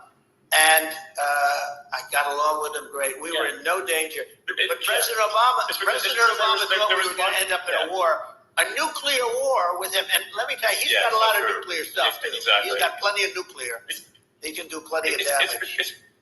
Yes, I mean, it's because, people like Kim Jong-un, they respond to strength, not weakness. Remember I met him and we walked onto his land. Nobody ever walked onto his land before. I walked there. I wouldn't say, let's bring up Secret Service again. I wouldn't say they were thrilled when I did that. I walked onto his land and it was an amazing period. But we were not in danger with him because of me. I always say that we have enemies on the outside and we have enemies on the inside. We have some really bad people in our government and people that are controlling of the people. I mean, I'd mention names, but I really don't want to give them the credit. But we have some really bad, and I say they're more dangerous than Russia and China. If you have a smart president, a president that gets it, we are not in danger from those countries because they need us and they need our help.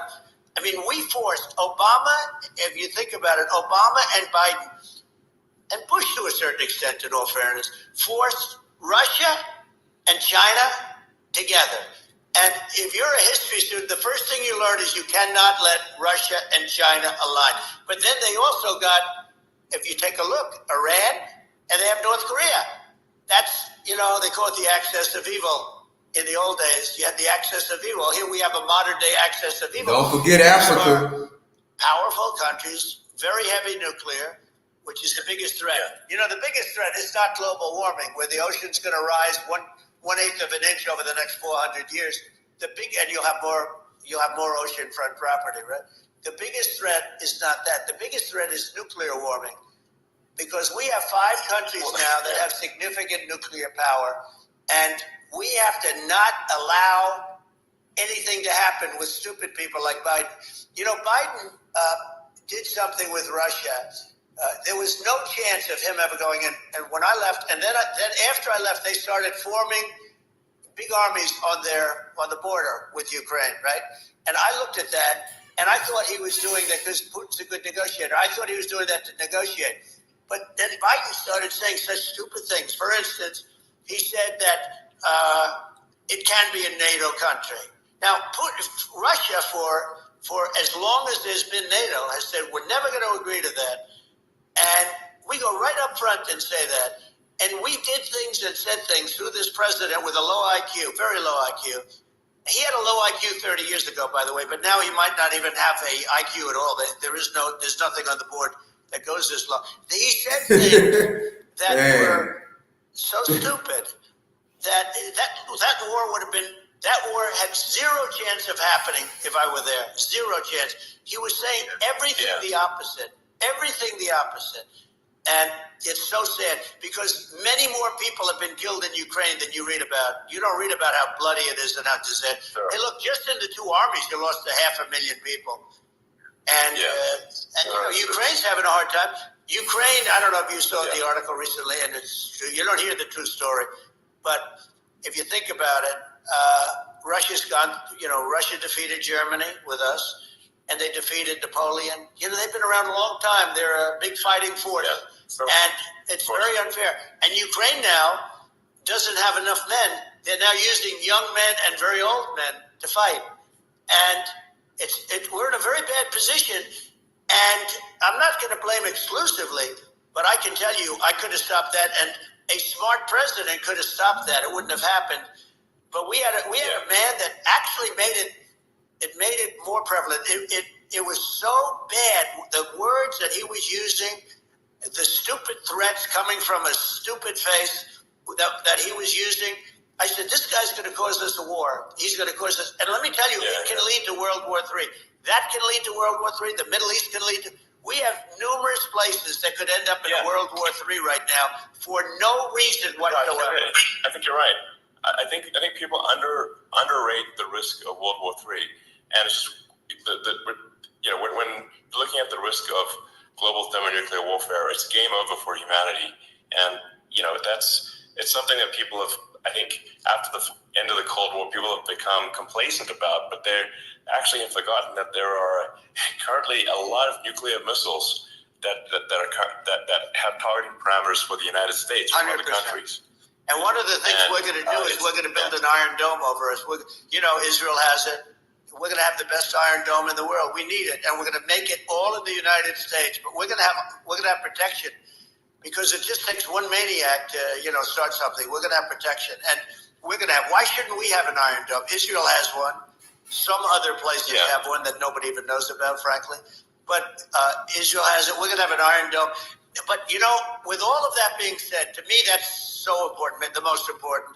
But with all of that being said, the election's coming up, and the people want to hear about the economy and the fact that they can't fight. Let's talk about that. Quick note: why don't we have an Iron Dome? Fortunately, because we don't have rockets coming over here all the time.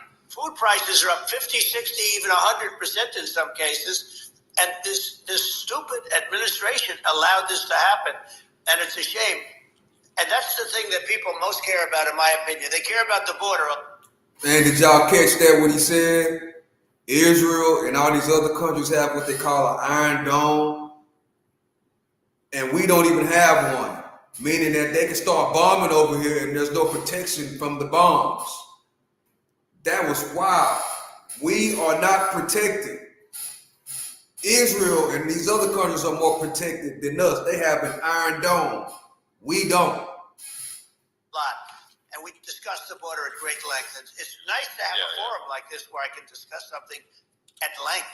And by the way, you think Biden could do this interview? Do you think that Kamala could do this interview? They would take a pass at you. No, they cannot. So they don't need Elon. They don't need Elon screaming out questions. It's pretty sad when you think that somebody that does this for a living can't answer a question or is afraid to do an interview. And in her case, with a very friendly interview, she's got all friendly interviewers. It's pretty. Yes, absolutely. But the big thing now is the economy, Elon. And as much as I mean, I view nuclear as the single most important thing, but a lot of people don't. A lot of people don't understand that. But it doesn't have to. If I understand it, that's all you need. Because if I was president, you're not going to have that kind of a problem. But the thing that they really is making them angry is what Kamala and Biden allowed to happen to I gotta go use the restroom. A disaster with inflation. The inflation, it doesn't matter what you make. The inflation is eating you alive. If you're a worker or if you're just a middle-income person, you can't afford. 4 years ago, 5 years ago, people were saving a lot of money. Today, they're using all their money and borrowing money just to live. It's a horrible thing that's happening. And we'll end that quickly. A lot of people just don't understand where inflation comes from. Inflation comes from government overspending because the checks never bounce when it's written by the government. So if the government spends far more than it brings in, that increases the money supply. And if the money supply increases faster than the rate of goods and services, that's inflation. So really, we need to reduce our government spending, and we need to re-examine. I think we need like a government efficiency commission to say like, hey, where are we spending money that's sensible? Where is it not sensible? And we need to live within our means. We're currently adding, I think, $1 trillion to the deficit roughly every 100 days. And the interest payments on the national debt have now exceeded the defense budget. It's on the order of $1 trillion. It's interest, and it keeps growing. I rebuilt our military, largely rebuilt our military. Did a great job on it, which was so important. We had jets, we had fighters that were, and bombers that were 70 years old, and we did a great job in that. Then we gave 85 billion of it back to Afghanistan, if you can believe it. We gave them 85 billion. You know, they're one of the largest sellers of military equipment in the world. They're selling what we gave them. That was one of the most embarrassing days in the history of our country. But if you think about, let's go back to the economy. We have Quick reminder, coupon is up at meetkevin.com. The price, Of course, is on building your wealth and course member live streams. don't require too much gasoline, so you have a good, and you do make a great product. I have to say, I have to be honest with you. That doesn't mean everybody should have an electric car, but these are minor details. But your product is incredible. But the gasoline, Elon, is the cost of energy. Not only gasoline, it's the cost of heating your house and cooling your house. That has to come down. It's gone up 100%, 150, and 200%, and that has to come down. When that comes down, and we're going to drill, baby, drill. You know, they stopped drilling, and then they went back to drilling because they went back to the Trump policy. But if they won, the day after they get into office, this country will go out of business because they're going to go to an energy policy that's not sustainable. Wind and different things. You're not going to have anything. Yeah. And I know you're a big fan of the AI, and I have to say that AI, and this is shocking to me, but AI requires twice the energy that the country already produces for everything. So we're going to have to build a lot of energy if our country will be competitive with China, because that's our primary competitor for this, or the AI. You're going to need a lot of electricity. You're going to need tremendous electricity, like almost double what we produce now for the whole country, if you can believe it. Sure. Well, just going, back to this, like this basic thing, which that people try to make it sound complicated, but it's not. But inflation is caused by government overspending. Oh, you changed the subject, Elon. Would you agree that you changed the subject? To look at government spending and have perhaps a government efficiency commission that just tries to make the spending sensible and so that the country lives within its means, just like a person. The waste is incredible, and nobody negotiates prices. You used to have a lot of people making jets, and you end up with two companies, and they'll probably try and merge at some point. Quick note, that reference to electricity demand or usage doubling, I'm pretty sure that's a reference to data center electricity doubling, not the entire country's electricity doubling. It's a difference. One. That's with Boeing, which is basically two planes, two 747s. And the price was $5.7 billion for two planes. Now they're highly sophisticated. They're even nicer than your plane, okay? But much more sophisticated. They're I won't say what's on it, but they got a lot of stuff on it. Anyway, but it's 5.7. That's a crazy number. But I said, I'm not going to pay 5.7. I'm not going to do it. I said, who made the deal? Obama and his people. I said, well, then I know the deal's no good. I'm not going to do it. And over a course of about 4 weeks, by my saying I'm not going to do it, I got the price reduced by $1.6 billion for the exact same plane, other than we had a nicer paint job, if you want to know the truth. But for the exact same plane, I saved for it. And I said to Boeing, man, you guys must make a lot of money if you can reduce the price by that. But now what I do hear is that they're going back to the Biden administration and wanting big cost overruns, because they see these dopey suckers in there, and they'll end up getting some of the money back. But I shaved it by $1.6 billion for the exact same plane. And you can now take that and multiply that out times thousands of other items. Multiply it by the numbers are astronomical. I agree with you. Well, I think it would be great to just have a government efficiency commission that takes a look at these things and just ensures that the taxpayer money, the taxpayers' hard-earned money, is spent in a good way. And I'd be happy to help out on such a commission. I'd love if it were formed. Well, you're the greatest cutter. I mean, I look at what you do. You walk in and you just say, you want to quit? They go on strike. I won't mention the name of the company, but they go on strike, and you say, that's okay, you're all gone. You're all gone. So every one of you is gone, and you are the greatest. You would be very good. Oh, you would love it. But, if you look at Argentina. Well, I'd be happy to help out. By the way, out. congratulations. I just looked at the number of people that are listening to you and I chat. We'll call it a chat. But congratulations. This is very good. I mean, it's great. And you're an interesting character. the new head of a place called Argentina, and he's a big, he's great, and he's a big MAGA fan. You know that he ran Sound on like MAGA. Elon Musk gonna get a job in the Trump administration if he ran on wins. MAGA, and I hear he's doing really a terrific job. It's called Make Argentina Great Again. It worked out perfectly. He came in, he bought a lot of hats, he brought up, but he's doing a big job. He just opened up himself to and I'm hearing he's position starting in to do the pretty Trump well. cabinet. Inflation's getting down. You know, they had like 2,000%. You say, I love to help. Like not normal inflation. They had the real deal. But we're going to have that pretty soon. I think we have the worst inflation we've had in 100 years. They say it's 48 years. I don't believe it. I think we have the worst. They don't include a lot of the items that should be included. You know. Yeah, well, it's just from government overspending and not spending taxpayer money effectively, and having just like so many departments you can't even name them all. And what Milei is doing is he's cutting government spending. He's simplifying things. He's putting in regulations that make sense. And Argentina overnight is experiencing a giant improvement in prosperity. But it's also a lesson for the United States, which is that Argentina used to be one of the most prosperous countries in the world. In the 30s, 40s, and because of bad government policy, it ruined the country. And if you take Venezuela, for example, Venezuela should be incredibly prosperous.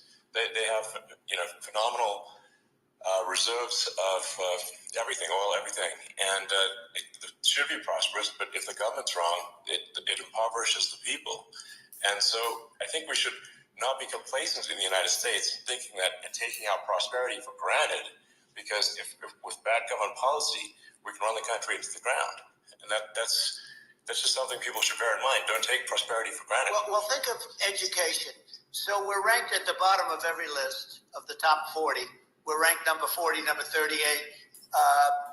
Norway, Switzerland, Sweden, different countries are ranked good. Actually, China's pretty close to the top. They're a top 6 or 7. But we're ranked at the bottom, almost at the bottom, 38, 39, 40. In other words, horrible. And yet we spend more per pupil than any other country in the world. So we spend more. And what I'm going to do, one of the first acts, and this is where I need an Elon Musk. I need somebody that has a lot of strength and courage and smarts. I want to close up Department of Education, move education back to the states, where states like Iowa, where states like Idaho, not every state will do great, because states that basically aren't doing good now, you look at Gavin Newsom, the governor of California, he's terrible. He does a terrible job. So he's not going to do great with education. But of the 50, I would bet that 35 would do great. And 15 of them, or 20 of them, will be as good as Norway. Norway is considered great. You can name them. I mean, they're so good. Some of these countries are so good. But if you go into some of these really well-run states, we have states that don't know what debt is. We have states that have low taxes, no debt, everybody working. They're really well-run. Sure. And maybe they have certain advantages in terms of location, in terms of, the land or the sun and the water and the whole thing. There are a lot of advantages that some people have. But if you moved education back to the 50, you'll have some that won't do well. But they'll actually be forced to do better, because it'll be a pretty bad situation. But if you think about it, you'll have some of these states. I'll bet you'd have 30, 35 states. It'll be much better. And you know what it'll cost? Less than half what it is in Washington. And these people don't care about students in these, faraway states. And it'd be unbelievable. Yeah. I think you're making a good point in that if the states have to if each state has to compete against other states, then people will naturally move to states where it's better. Well, like California, as we said, it's a badly run state. I can go through. I got so many friends that are in those states. Everybody from California moving to Texas and Florida. Badly run with Pritzker. He's a real loser. But some of these places are just badly run. But you know, it's almost going to force them to run better, and they won't do good initially. But you're not going to do worse than you're doing right now. And I would say that the cost, you would cut your cost by 50 or 60%. And you'd have a little monitor. You know, you want to make sure they're teaching English as an example. You know, give us a little English, right? Sure. Right? Yeah. No, but I mean, you could do it too much. I mean, some of these governors are doing so badly. I mean, they got so many people moving out of their state. They should get U-Haul Salesman of the Year award because they're driving so much U-Haul. It's actually amazing. It's just people moving out. Isn't it amazing to you as a businessman that they can even survive? Like Illinois. So many people are leaving, and you wonder, how do they survive? I mean, how do they survive? I saw where you left California, and you moved to Texas. Texas does a great job. But, you know, I mean, I just wonder, how do these states survive when big businesses, a big oil company just left California, as you know, and they moved to Texas. How do these big states survive when they lose so many businesses? And their taxes are already really high. You know, their taxes are among the highest taxes.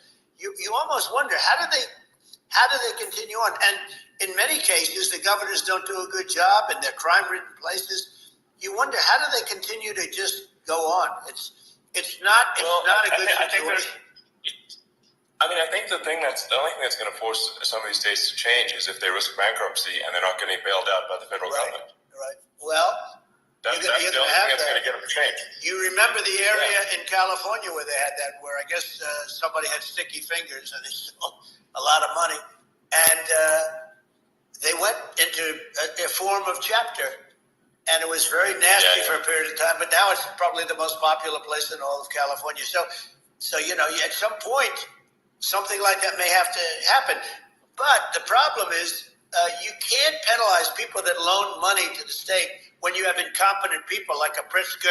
Look, the family didn't want him in the family business, and then he ends up being governor of Illinois. So you know what? Is he going to be a great governor? And you know, you have people. I could name every one of them. I got to know every one of these, and some are very good, and some are just horrible. Well, I think that the larger point here too, you know, as you're saying, like a lot of people are concerned about the economy, a lot of people are concerned about inflation, and inflation is effectively a tax on people that save money and for people that are working day to day.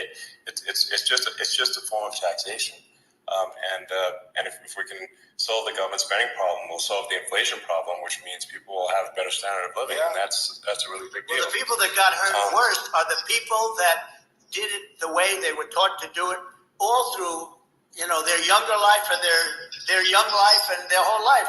The people that saved money, and then they got no interest on their money, and inflation destroyed them.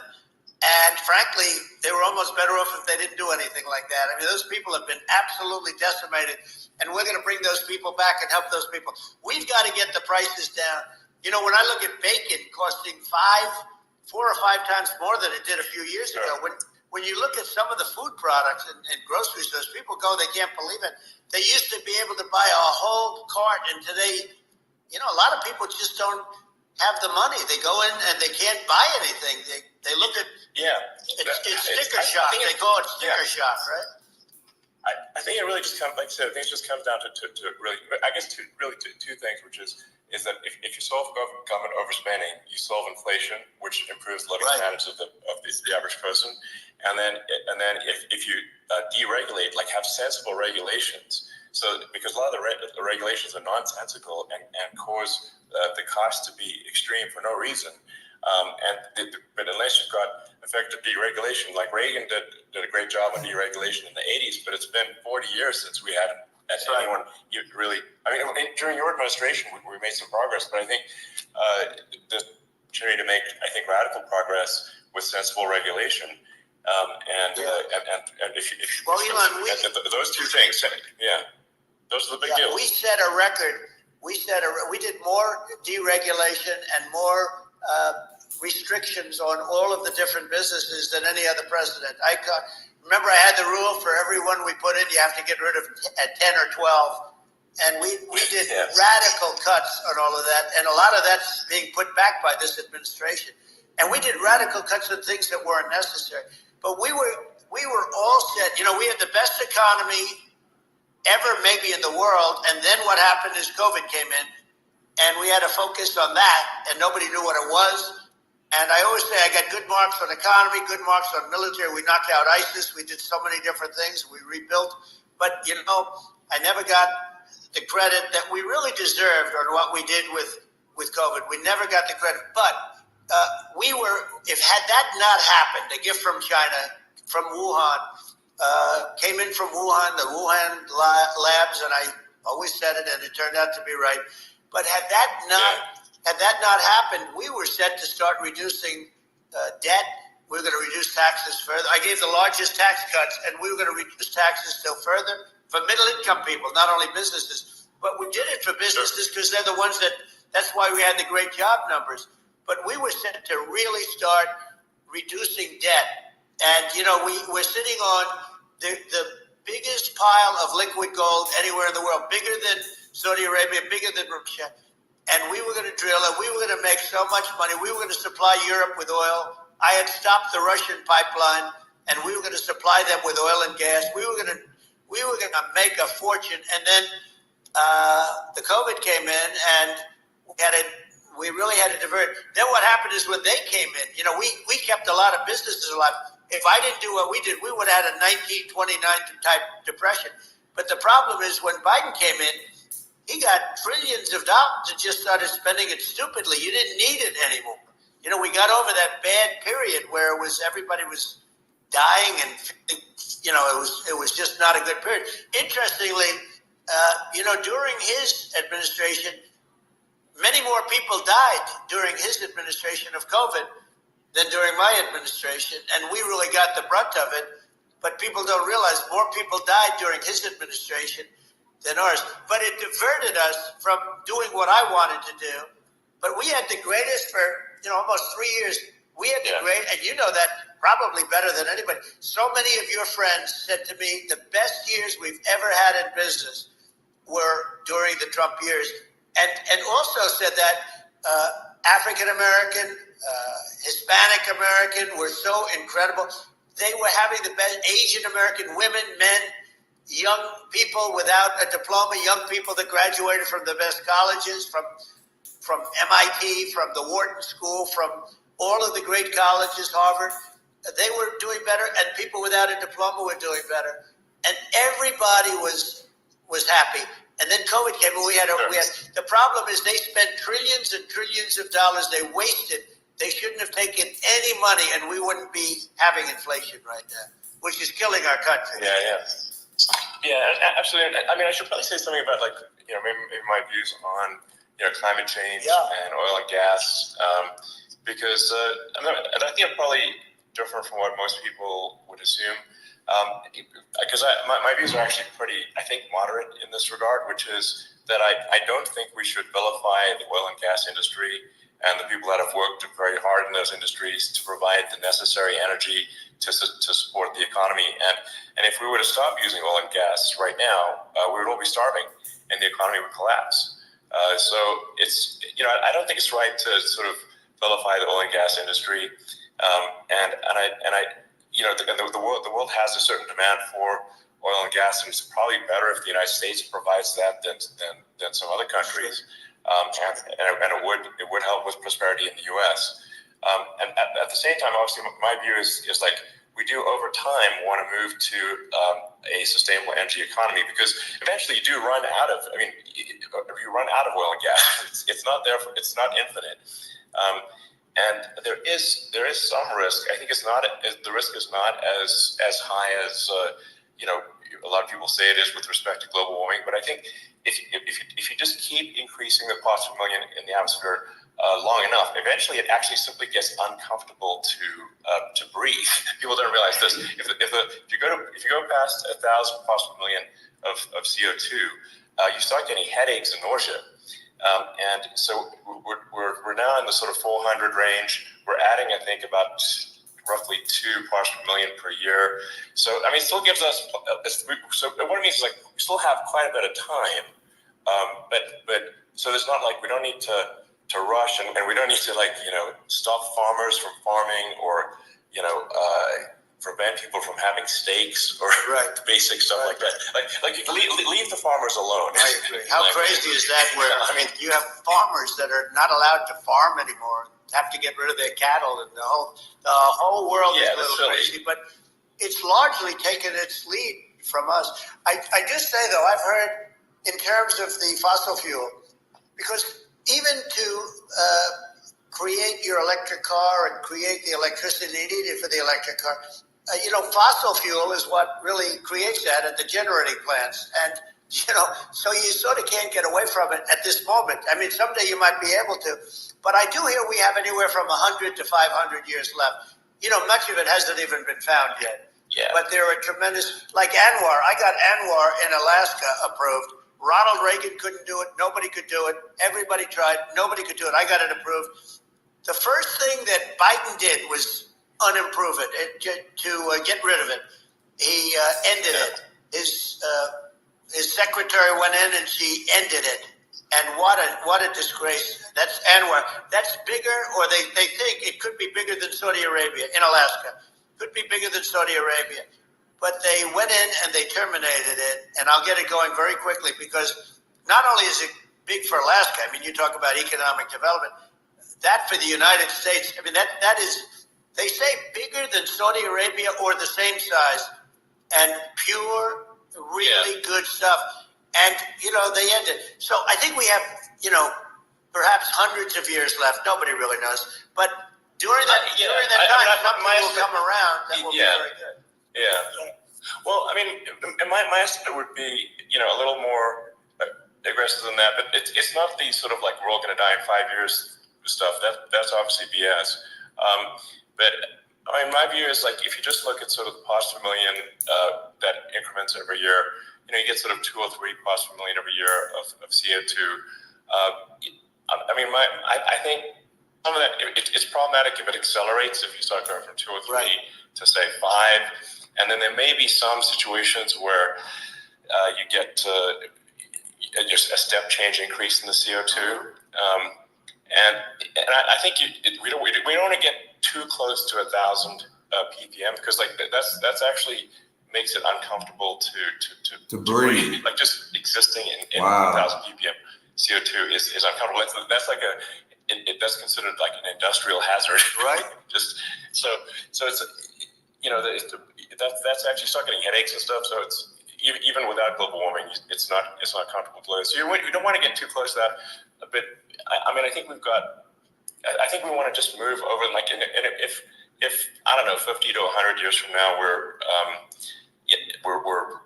I don't know, mostly sustainable. I think that'll probably be okay. So it's not like the house is on fire immediately, but I think it is something we need to move towards. And on balance, it's probably better to move there faster than slower. But like I said, without vilifying the oil and gas industry, and without causing hardship in the short term, I think this can be done without, if people can still have, a stake, and they can still drive gasoline cars, and it's okay. It's like, it's not, I don't think we should vilify people for it, but I think we should just generally lean in the direction of sustainability. And I actually think solar is going to be a majority of Earth's energy generation in the future, and it's certainly trending that way. And so you get the solar power, combine that with batteries, so because obviously the sun doesn't shine at night, and then you use that to charge the electric cars, and you have a long-term sustainable solution. And that's what Tesla's trying to move things towards, and I think we've made a lot of progress in that regard. But when you look at our cars, we don't believe that environmentalism, that caring about the environment should mean that you have to suffer. So we make sure that our cars are beautiful, that they drive well, that they're fast, they're sexy. I mean, they're cool. In fact, literally, I mean, the sexy joke, Model S, Model 3, Model X, and Y spells out sexy. It's probably the most expensive joke out there. But I don't know, I like cheesy humor, So, but I'm a big fan of, like, let's have an inspiring future, and let's work towards a better future. and we do so without demonizing. Right. I'm okay. You know. It's very interesting. You use the word global warming, and today they use the word climate change because, you have some places that go up. And so they were getting themselves in a little trouble with the word global warming because not every place is warming. Some places are going the opposite direction. But, I'm sort of waiting for you to come up with solar panels on the roofs of your cars and on the trunks of the cars.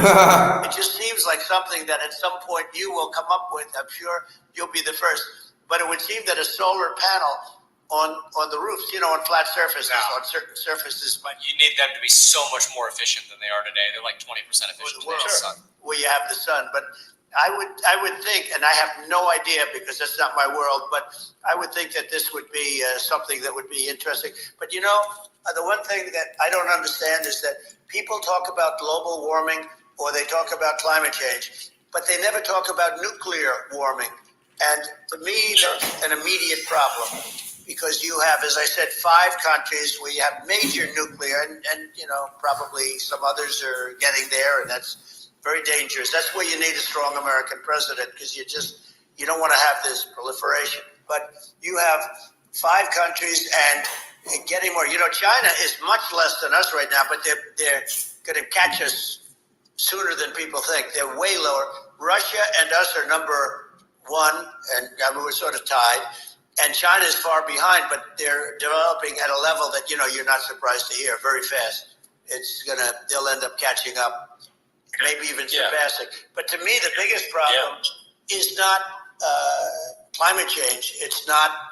And everything's, a problem, but it's degrees. To me, the big problem is the nuclear power. The power of nuclear is so great.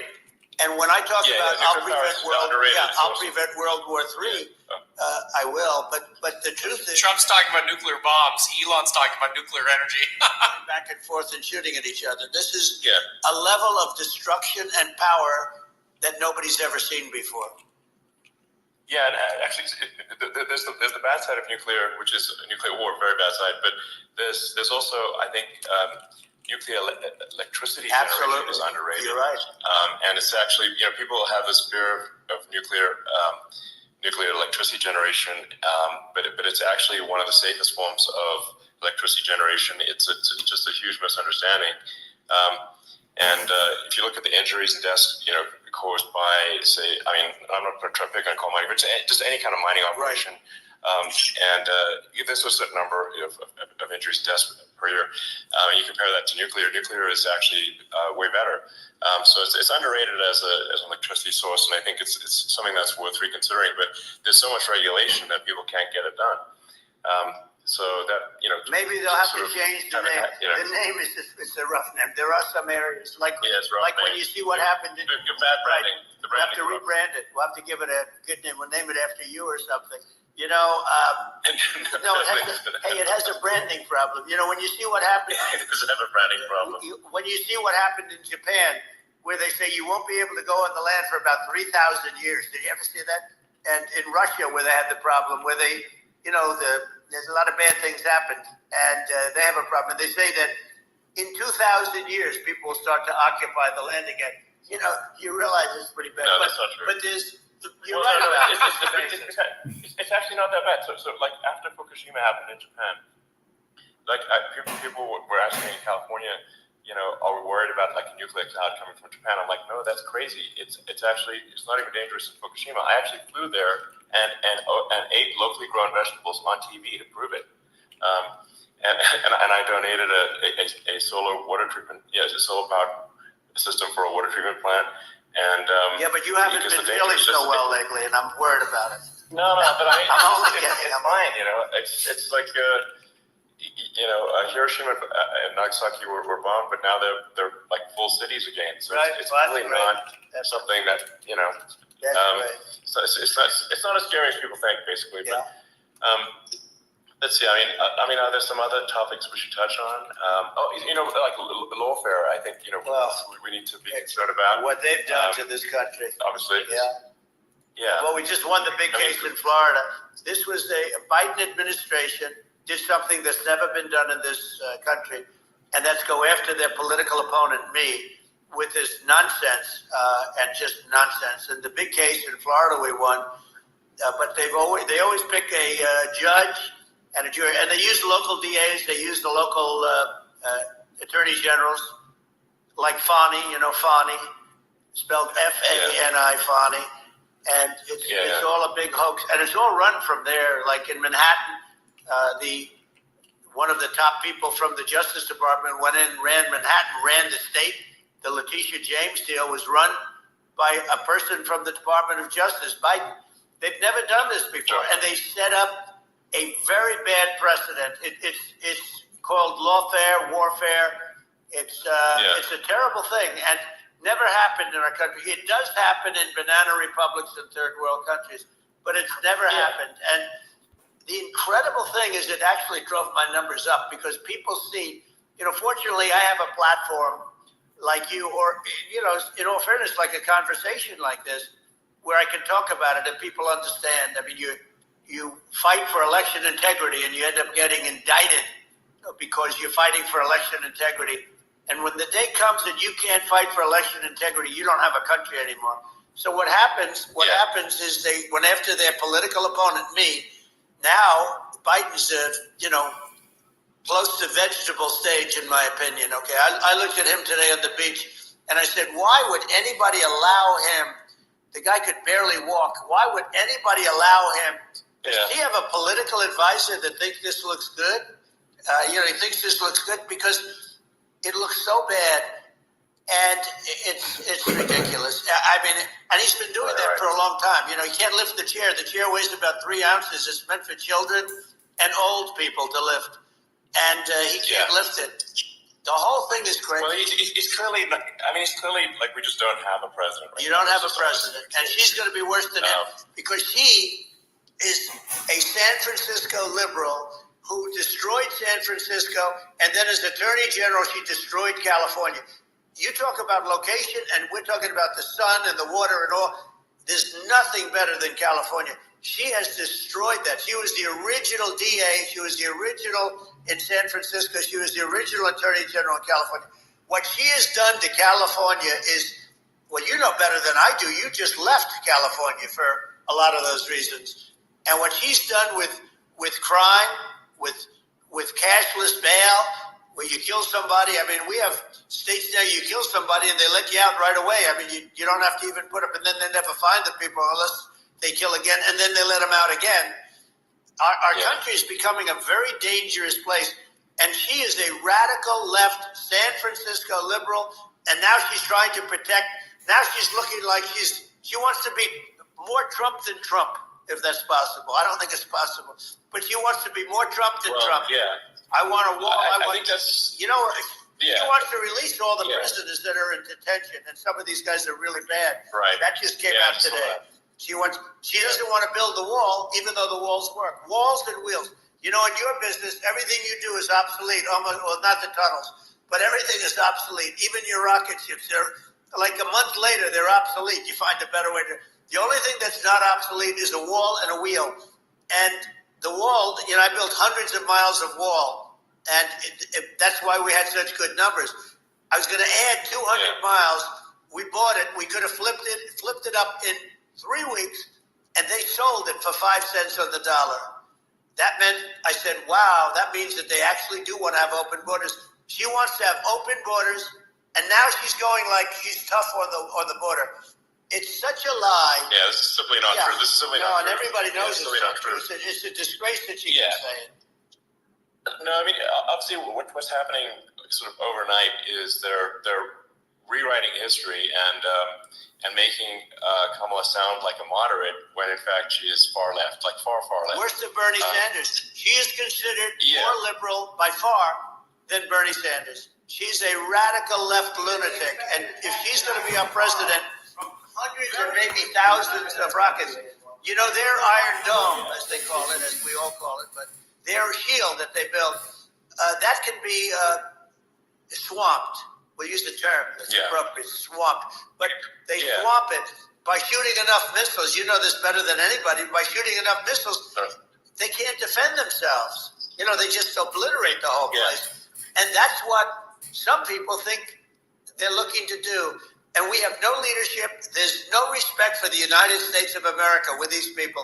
And I'm telling you, you'll be worse than him because she's a believer in being radical left, and he wasn't. I think you're right. I mean, you really, it's important for the public that maybe listen to this to look at Kamala's track record, before the last month, and say, is that a track record you agree with? And I think if you're an independent moderate, you definitely would not agree with it, because it is her behavior has been far left, and we're seeing just an overnight propaganda attempt to rewrite history and make it sound like Kamala's moderate when she in fact is not moderate. Well, her running mate signed into legislation, tampons in boys' bathrooms. Okay, now that's all I have to hear. Tampons in boys' bathrooms, and that means she believes in that too. I mean, she picked this guy because he was the closest to her. A lot of people thought she'd pick sort of the opposite, but she picked an anti-Israel radical left person. But she is far worse, they say, than Bernie Sanders. If we have her as a president, if we have a Democrat at this moment as a president, I don't think our country can survive. I think it's a massive. I think we're in massive trouble, frankly, with the Kamala administration, and that's my honest opinion. And I think really it's essential that you win for the good of the country this election, and I mean that's understating my opinion.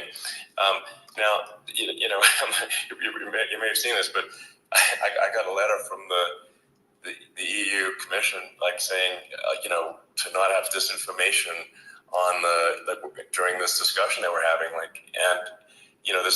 there's a lot of attempts to do censorship and to force censorship even on Americans from other countries, and what do you think about that? Well, I know the European Union very well. They take great advantage of the United States in trade, as you know. Here comes bingo. We, through a different forum, NATO, we protect them, and yet if you build a car in the United States, you can't sell it in Europe. You just can't sell it. It's impossible.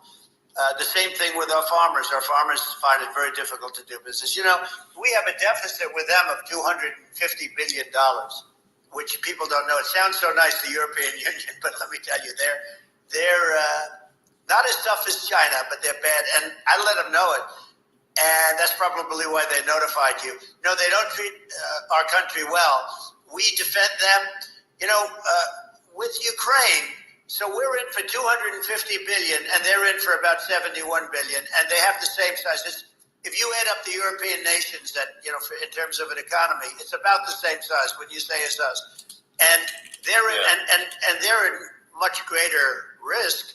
They're right there. We have an ocean separating us from, in this case, the enemy would be Russia. It used to be for the Soviet Union, but let's assume they're close enough. And what happens is they're in for 70-something million. I think even less than that billion, and we're in for about 250 billion, and it could be a lot higher than that.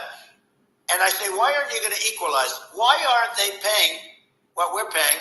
And they're in much more, it's much more important for them because of the fact that, they're right near there. I mean, they're all sort of in that location. We're not.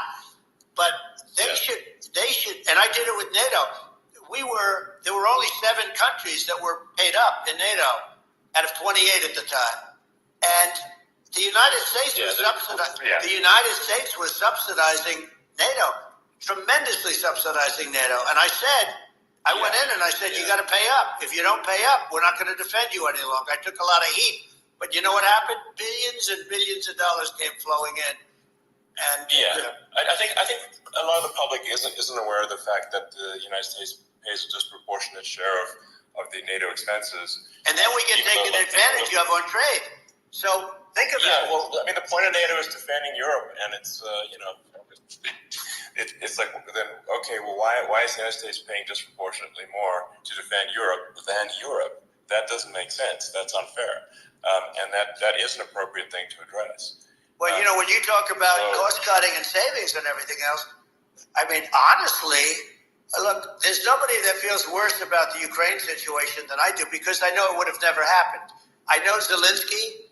He was very honorable to me, because when they went with the Russia hoax and they said I had a phone call with him, he said it was a perfect phone call. It was a great phone call. He could have grandstanded and said, he was very threatening. He said, no, it was a very nice phone call. I called him up to congratulate him on his win, and you end up getting impeached because these people are lunatics. I was talking about the difference from the people within and the enemies on the outside.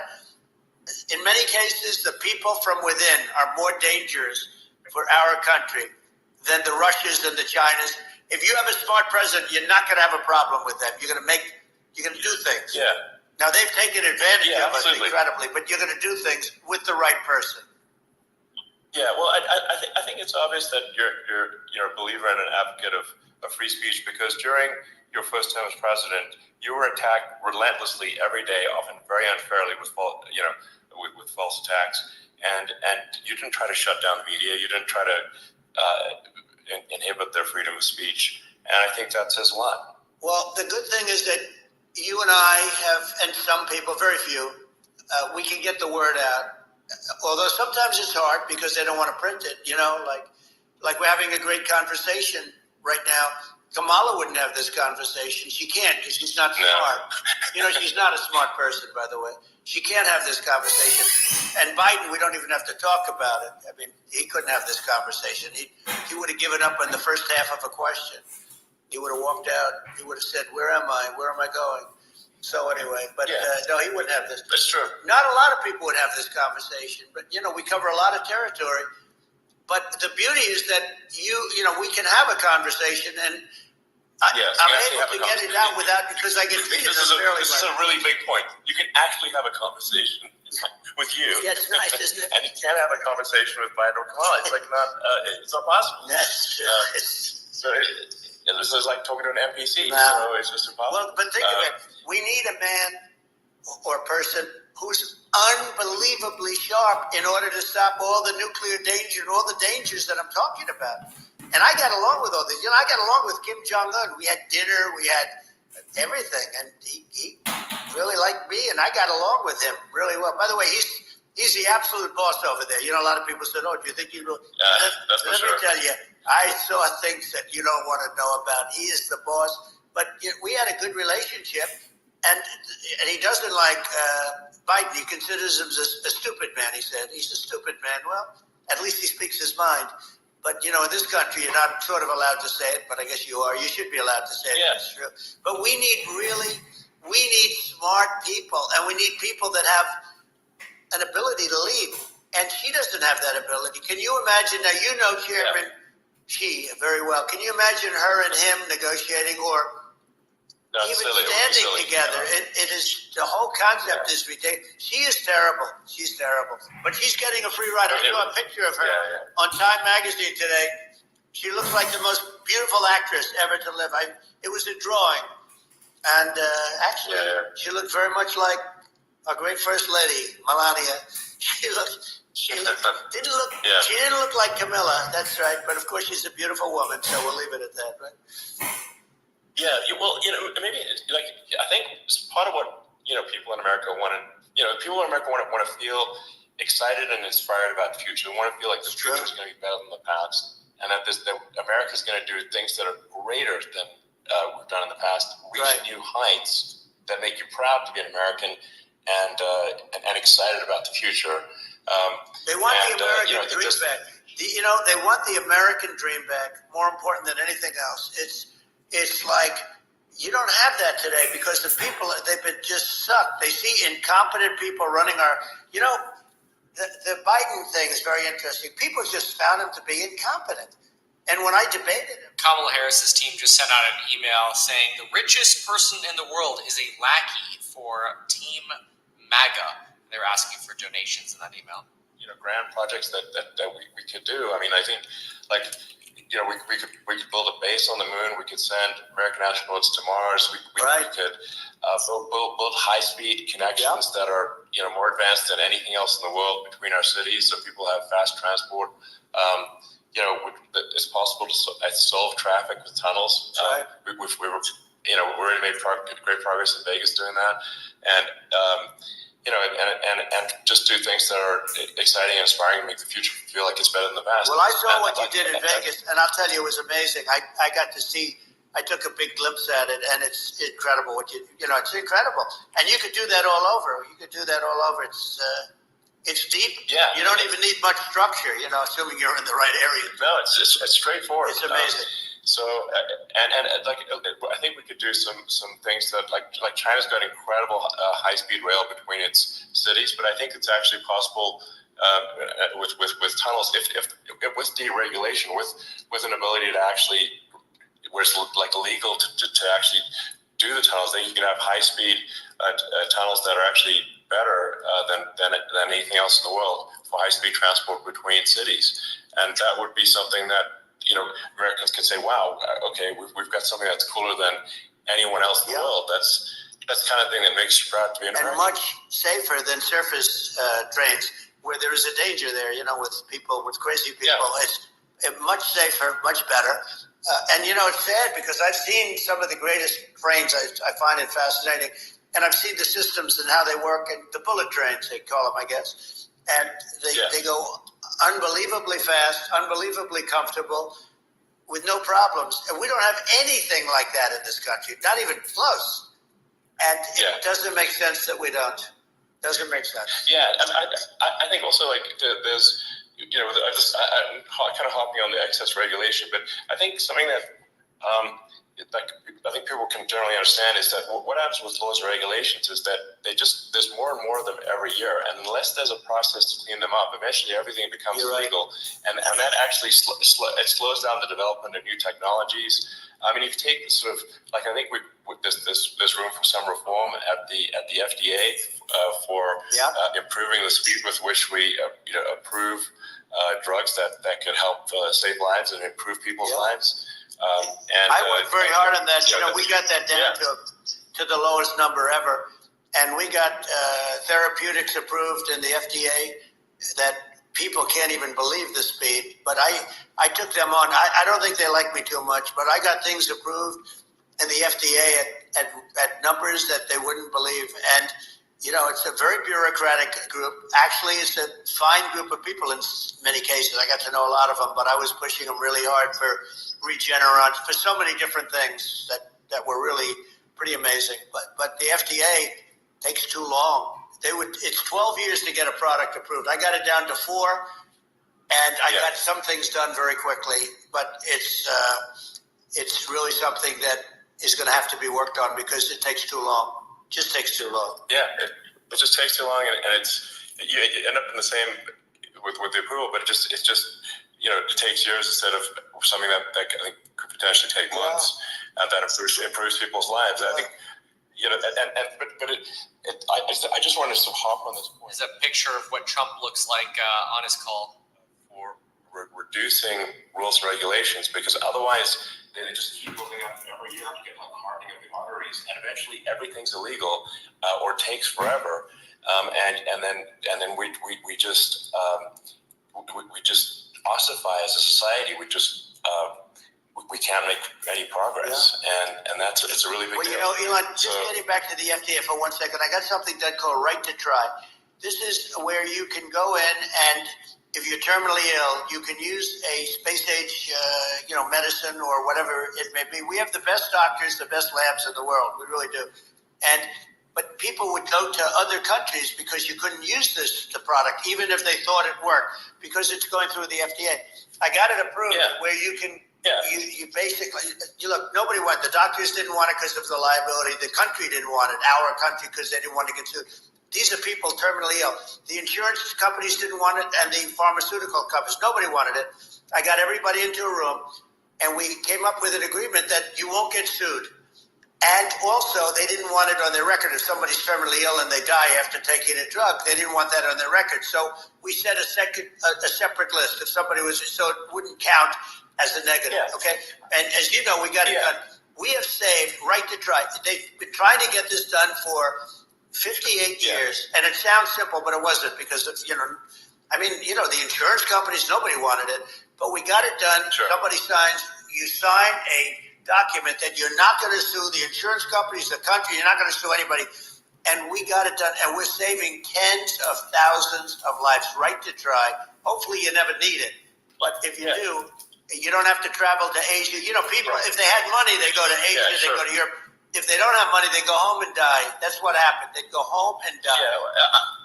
Well, I mean, and actually, to give Europe some props here, it's like if a drug is approved in Europe, which has a crazy amount of regulations, it should obviously be approved in the U.S. I mean, they get more regulations than we do. So why would a drug be approved in Europe and not in the U.S.? That's crazy. Well, we did it. We did something that really, they've been trying to do it for 50 years, and they just couldn't get it done, and I got it done. And it's really something. But you're right. Some people go to Europe because a drug isn't approved here, but it's approved in Europe, and it's a drug that, generally speaking, would work. It's pretty crazy. Absolutely, you're right. And I think so long as people are properly informed of the pros and cons, and like these are the risks, this is the risk, and like you make your own decision.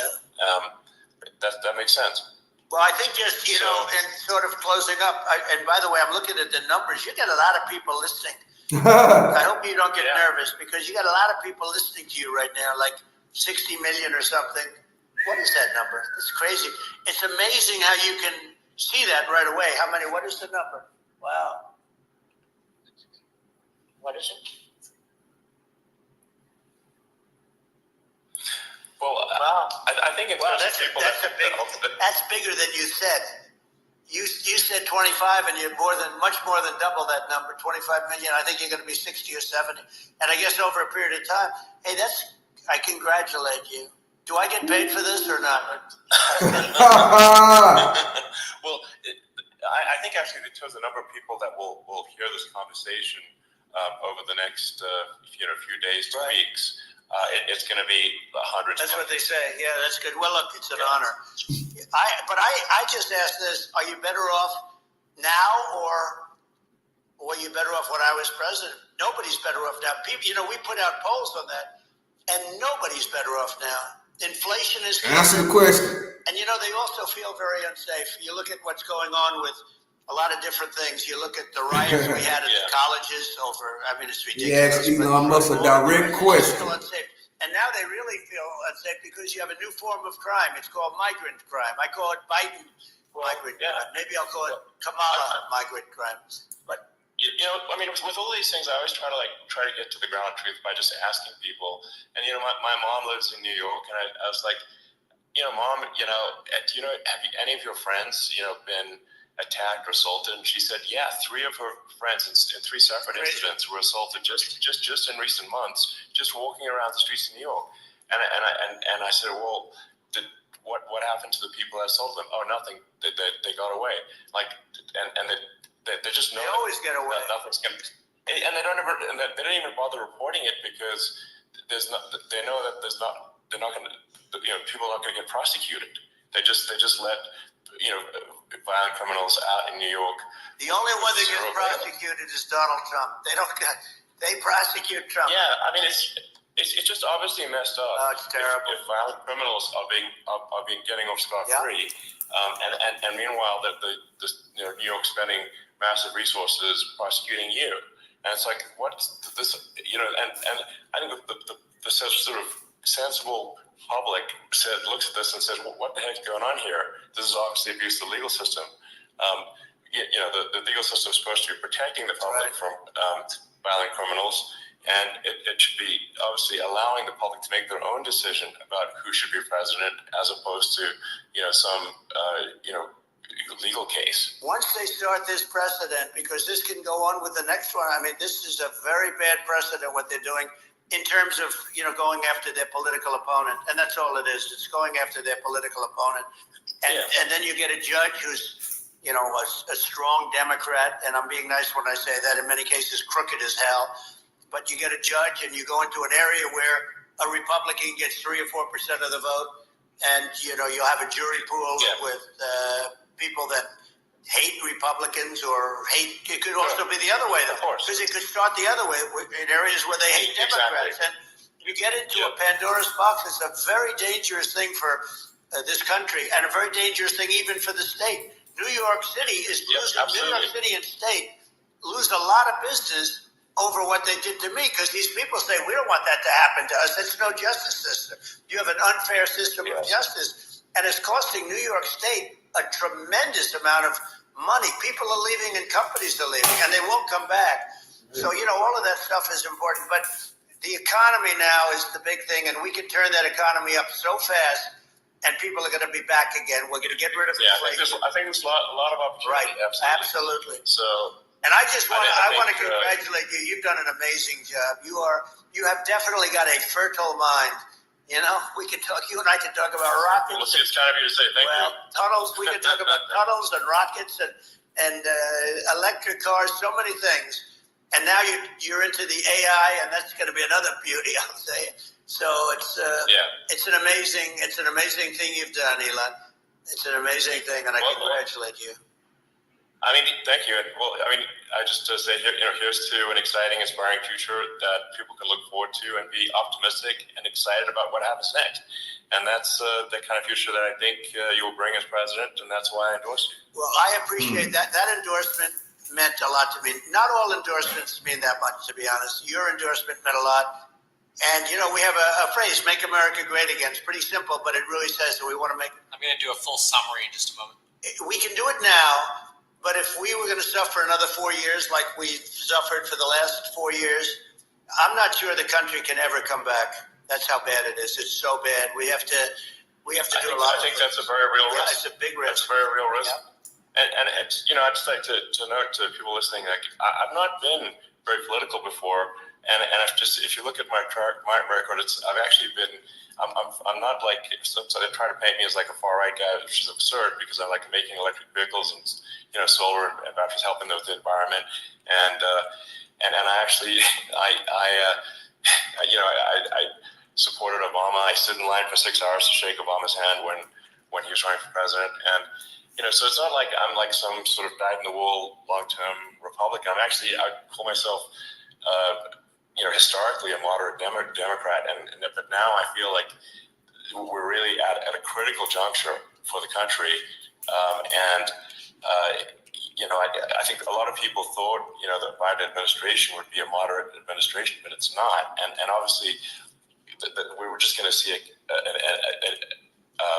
even further left administration with Kamala. That's my honest opinion. I mean, her dad is literally. She was brought up as an actual. Her dad is a Marxist economist. You can Google it. I mean, it's not we're not making this up.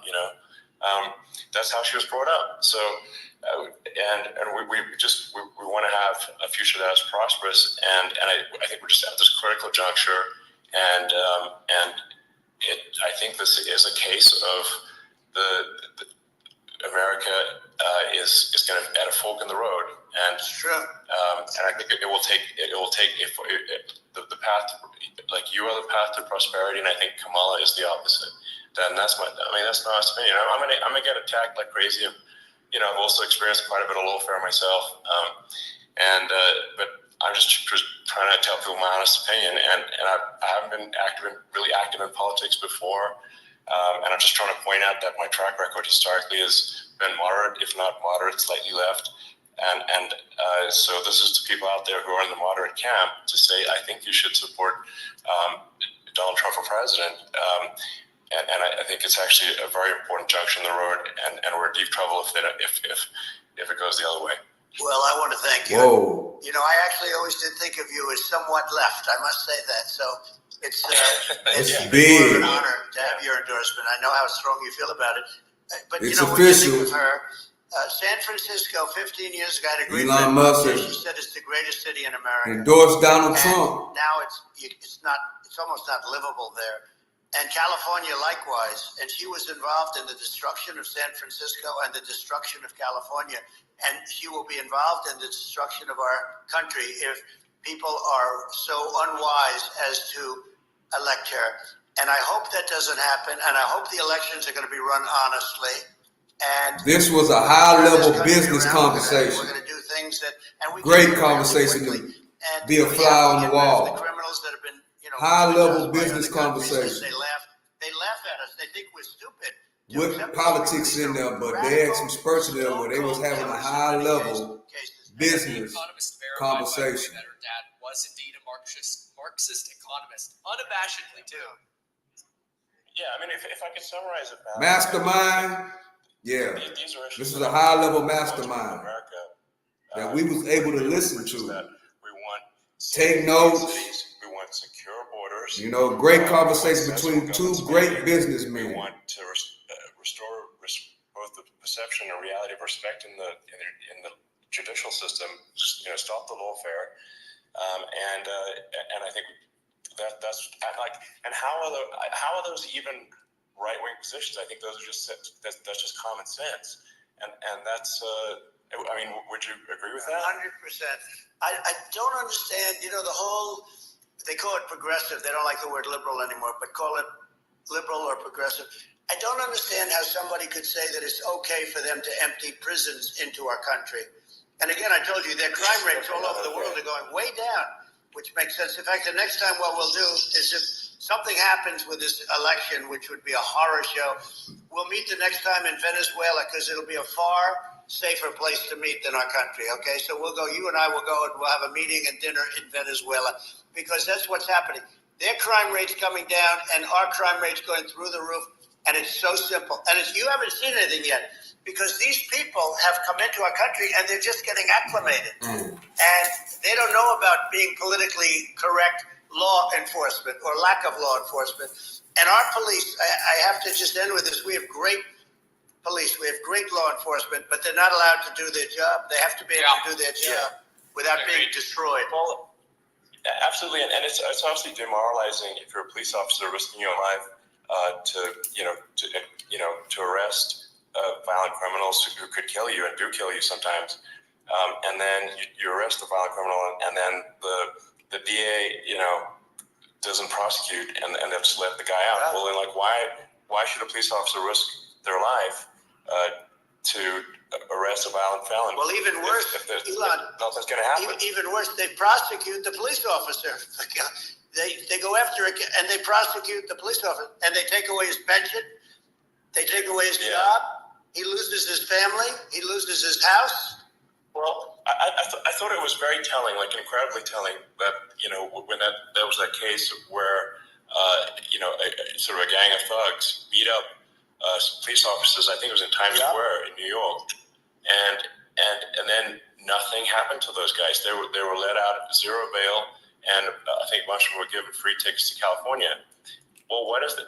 I mean, that is. I remember that. That is a gross indignity against the United States, and that's how. I mean, this is insane. Like, have we lost all pride? How can such a thing be allowed to occur? I've never seen anything. You know, we see where they get shot. It's a very dangerous profession, but something they're very proud of, and they want to be able to do their job. But I've seen them get shot. I've seen a lot of things. But I've never seen where these guys are standing in the middle of a big street, everybody watching them, and they're literally boxing, like punching, stand-up fighting. A police officer, there were two of them. And you had about 6 of these guys, and they're punching the hell out of them. And in their own country, they would be dead if they did that. They'd be shot. Yes. They would be shot instantly. And, they come from these countries, and it's taking them a while to realize that we don't do that in this country. But in their own country, if they stood on a street and had a fight with a police officer, they would be shot. There's no political correctness. And it's such a sad, it's such a sad thing to see. And that's the reason you have crime, by the way, because we don't do anything about it.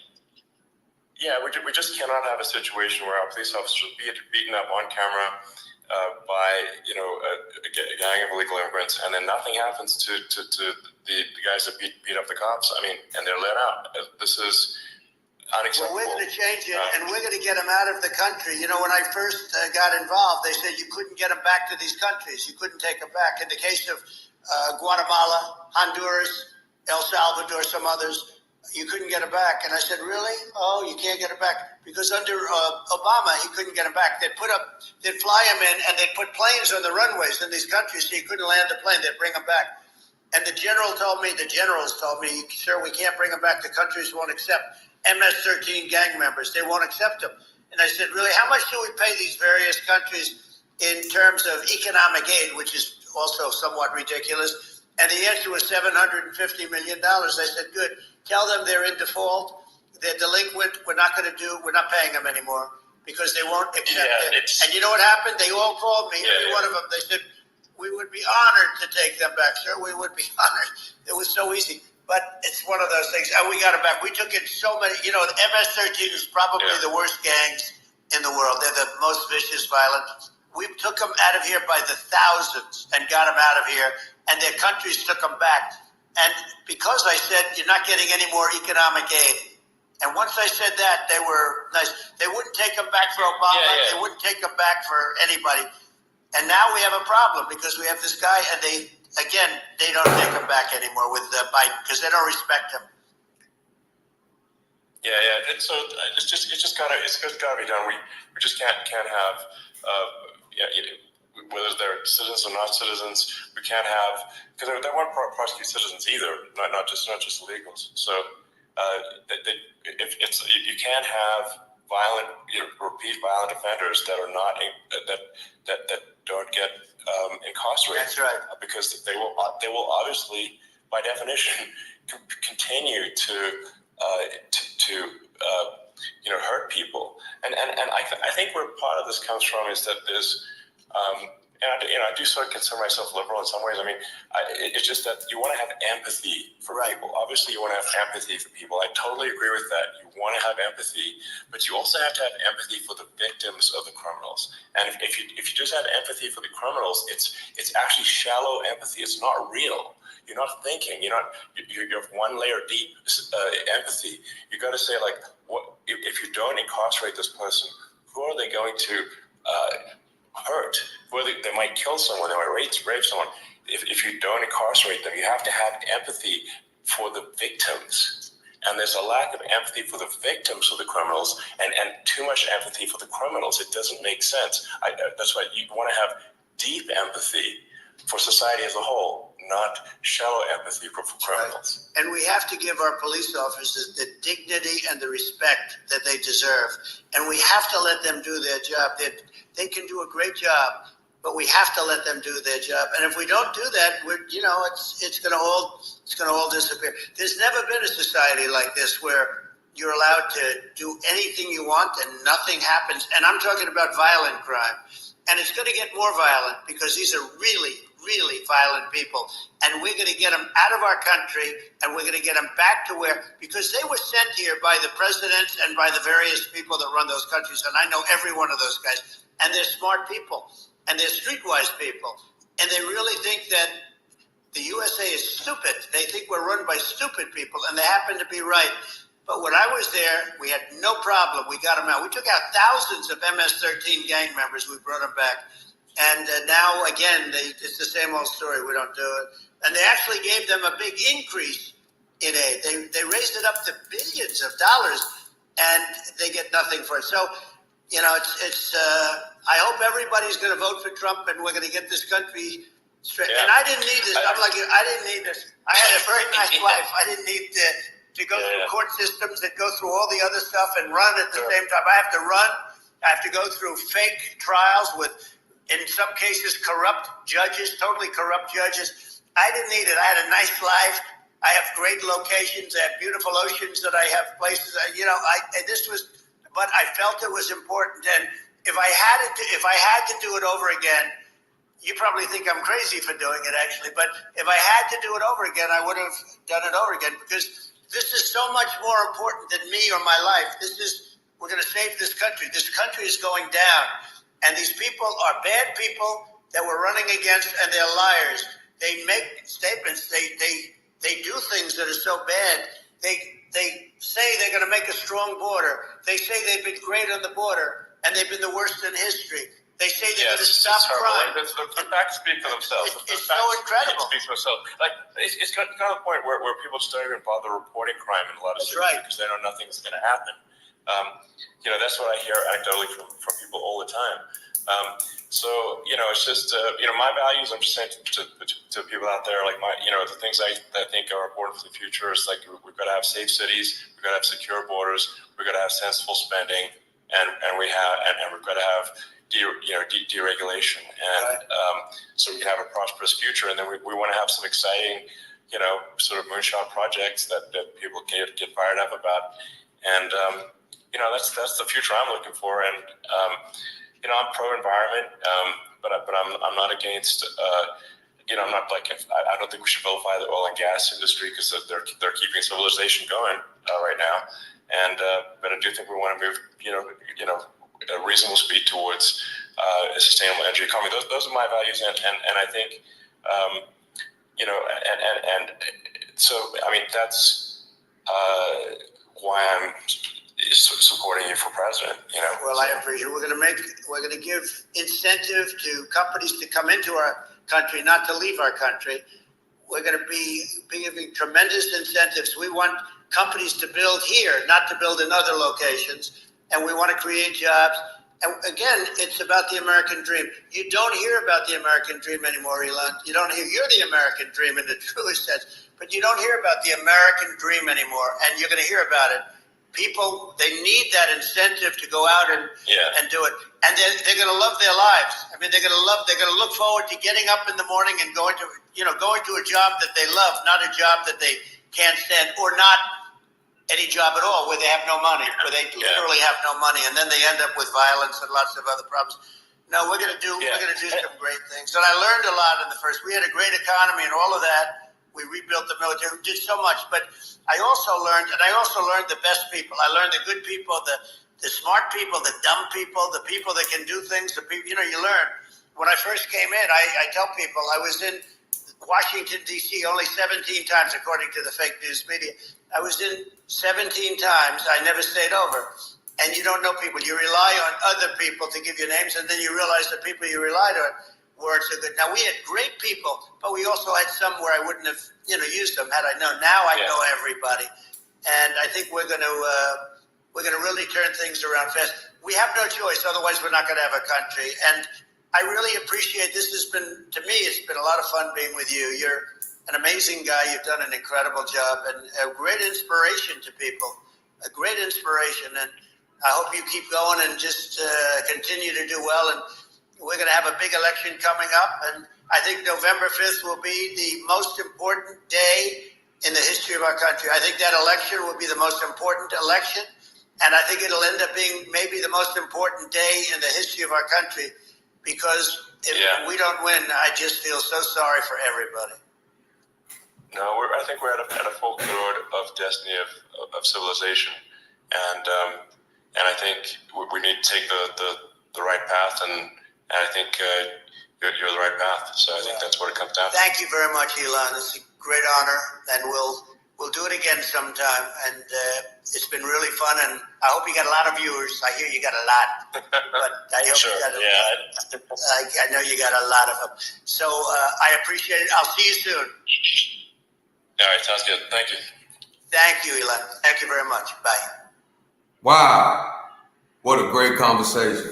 Well, learned a lot. First thing that I learned is about the Iron Dome, as they call it. We don't have an Iron Dome. Everybody else has an Iron Dome except us. I'm going to get back to that in a minute. But he talked about the economy of Argentina, how they hardly don't have any debt, and how their economy is thriving opposite than ours. Inflation is so high over here that nobody can save any money. And if you are saving money and just got to sit, that's why investing is so important. If you just got your money sitting in some bank account, you losing money as it sits. So your ball is already against you. That was a high level conversation, man. So that's two very important things that I got out of that conversation. So what I really want to know is what exactly is an Iron Dome. So I'm going to take the time right now. I'm about to look it up. I'm going to get off of this. Give me a second. I'm going to change this. Stop. Yeah, I think that's how you do it. Zen.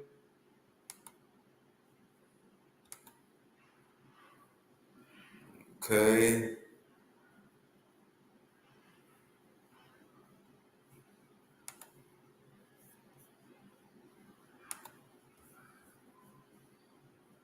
Yeah, I got to know what an Iron Dome is.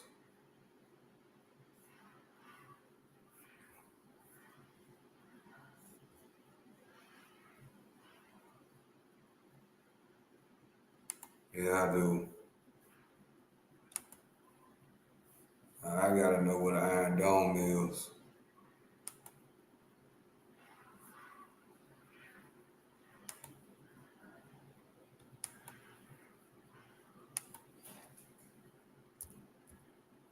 Iron Dome.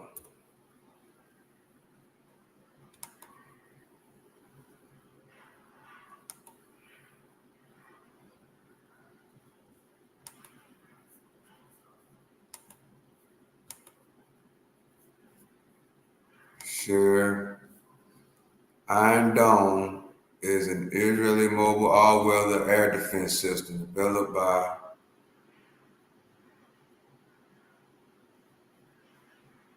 an Israel aerospace industry. The system is designed to intercept and destroy a range of rockets. Iron Dome. Iron Dome launches. Oh, it's rockets that knock off other rockets. That's what an Iron Dome is. Okay.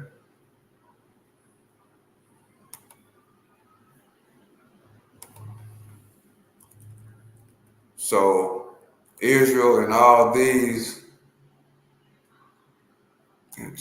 countries have Iron Domes, and we don't. I know I heard that on there very clearly. We don't have an Iron Dome, meaning that if somebody was to like attack us with bombs, if they were to attack us with bombs, there's nothing to defend and knock off the bombs. Basically, that's my interpretation of it. So we're just sitting there like sitting ducks while we finance other countries. I guarantee you the money that pay for Israel and all these Russians, we pay for that, right? While we don't even have an Iron Dome. So we sitting over here like sitting ducks, no Iron Dome, according to Trump and Elon Musk. And guess what? I believe them. We sitting over here like sitting ducks. If one of those countries want to send something over here, it's nothing to defend it. We have no Iron Dome, as they call it. Nothing to shoot the rockets down in basic terminology.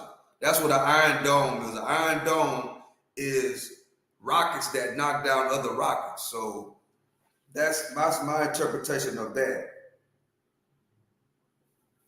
And we also learned something about Elon Musk. He really was a Democrat that got flipped, you know, and he basically endorsed Donald Trump tonight. And Donald Trump told him, can he put solar panels on them cars? So, I mean, it seems like they're building a business relationship, him and Donald Trump. I mean, that was a great, great business conversation, right? So they talked about climate change. Also what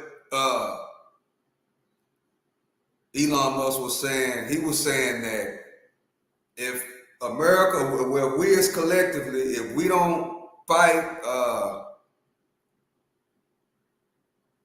if we don't try to stop all this pollution in the air from the gas, solar, what they call it, God, dog. When it gets so hot, you know, what they call that? Golly, somebody help me out. What they call it? I can't think of it right now. The word that they use. Well, anyway, that if we keep using all this oil and gas, these chemicals, eventually it's gonna kill us off. That's basically what it was saying. So Elon Musk was saying, yeah, it's good, drill baby drill, but if we keep drilling and keep using just gas like we've been doing, then eventually it's gonna kill off the people. We already getting a lot of chemicals and fumes. And he was using digital numbers that, hey, if we get to this certain number, it can be detrimental to human mankind.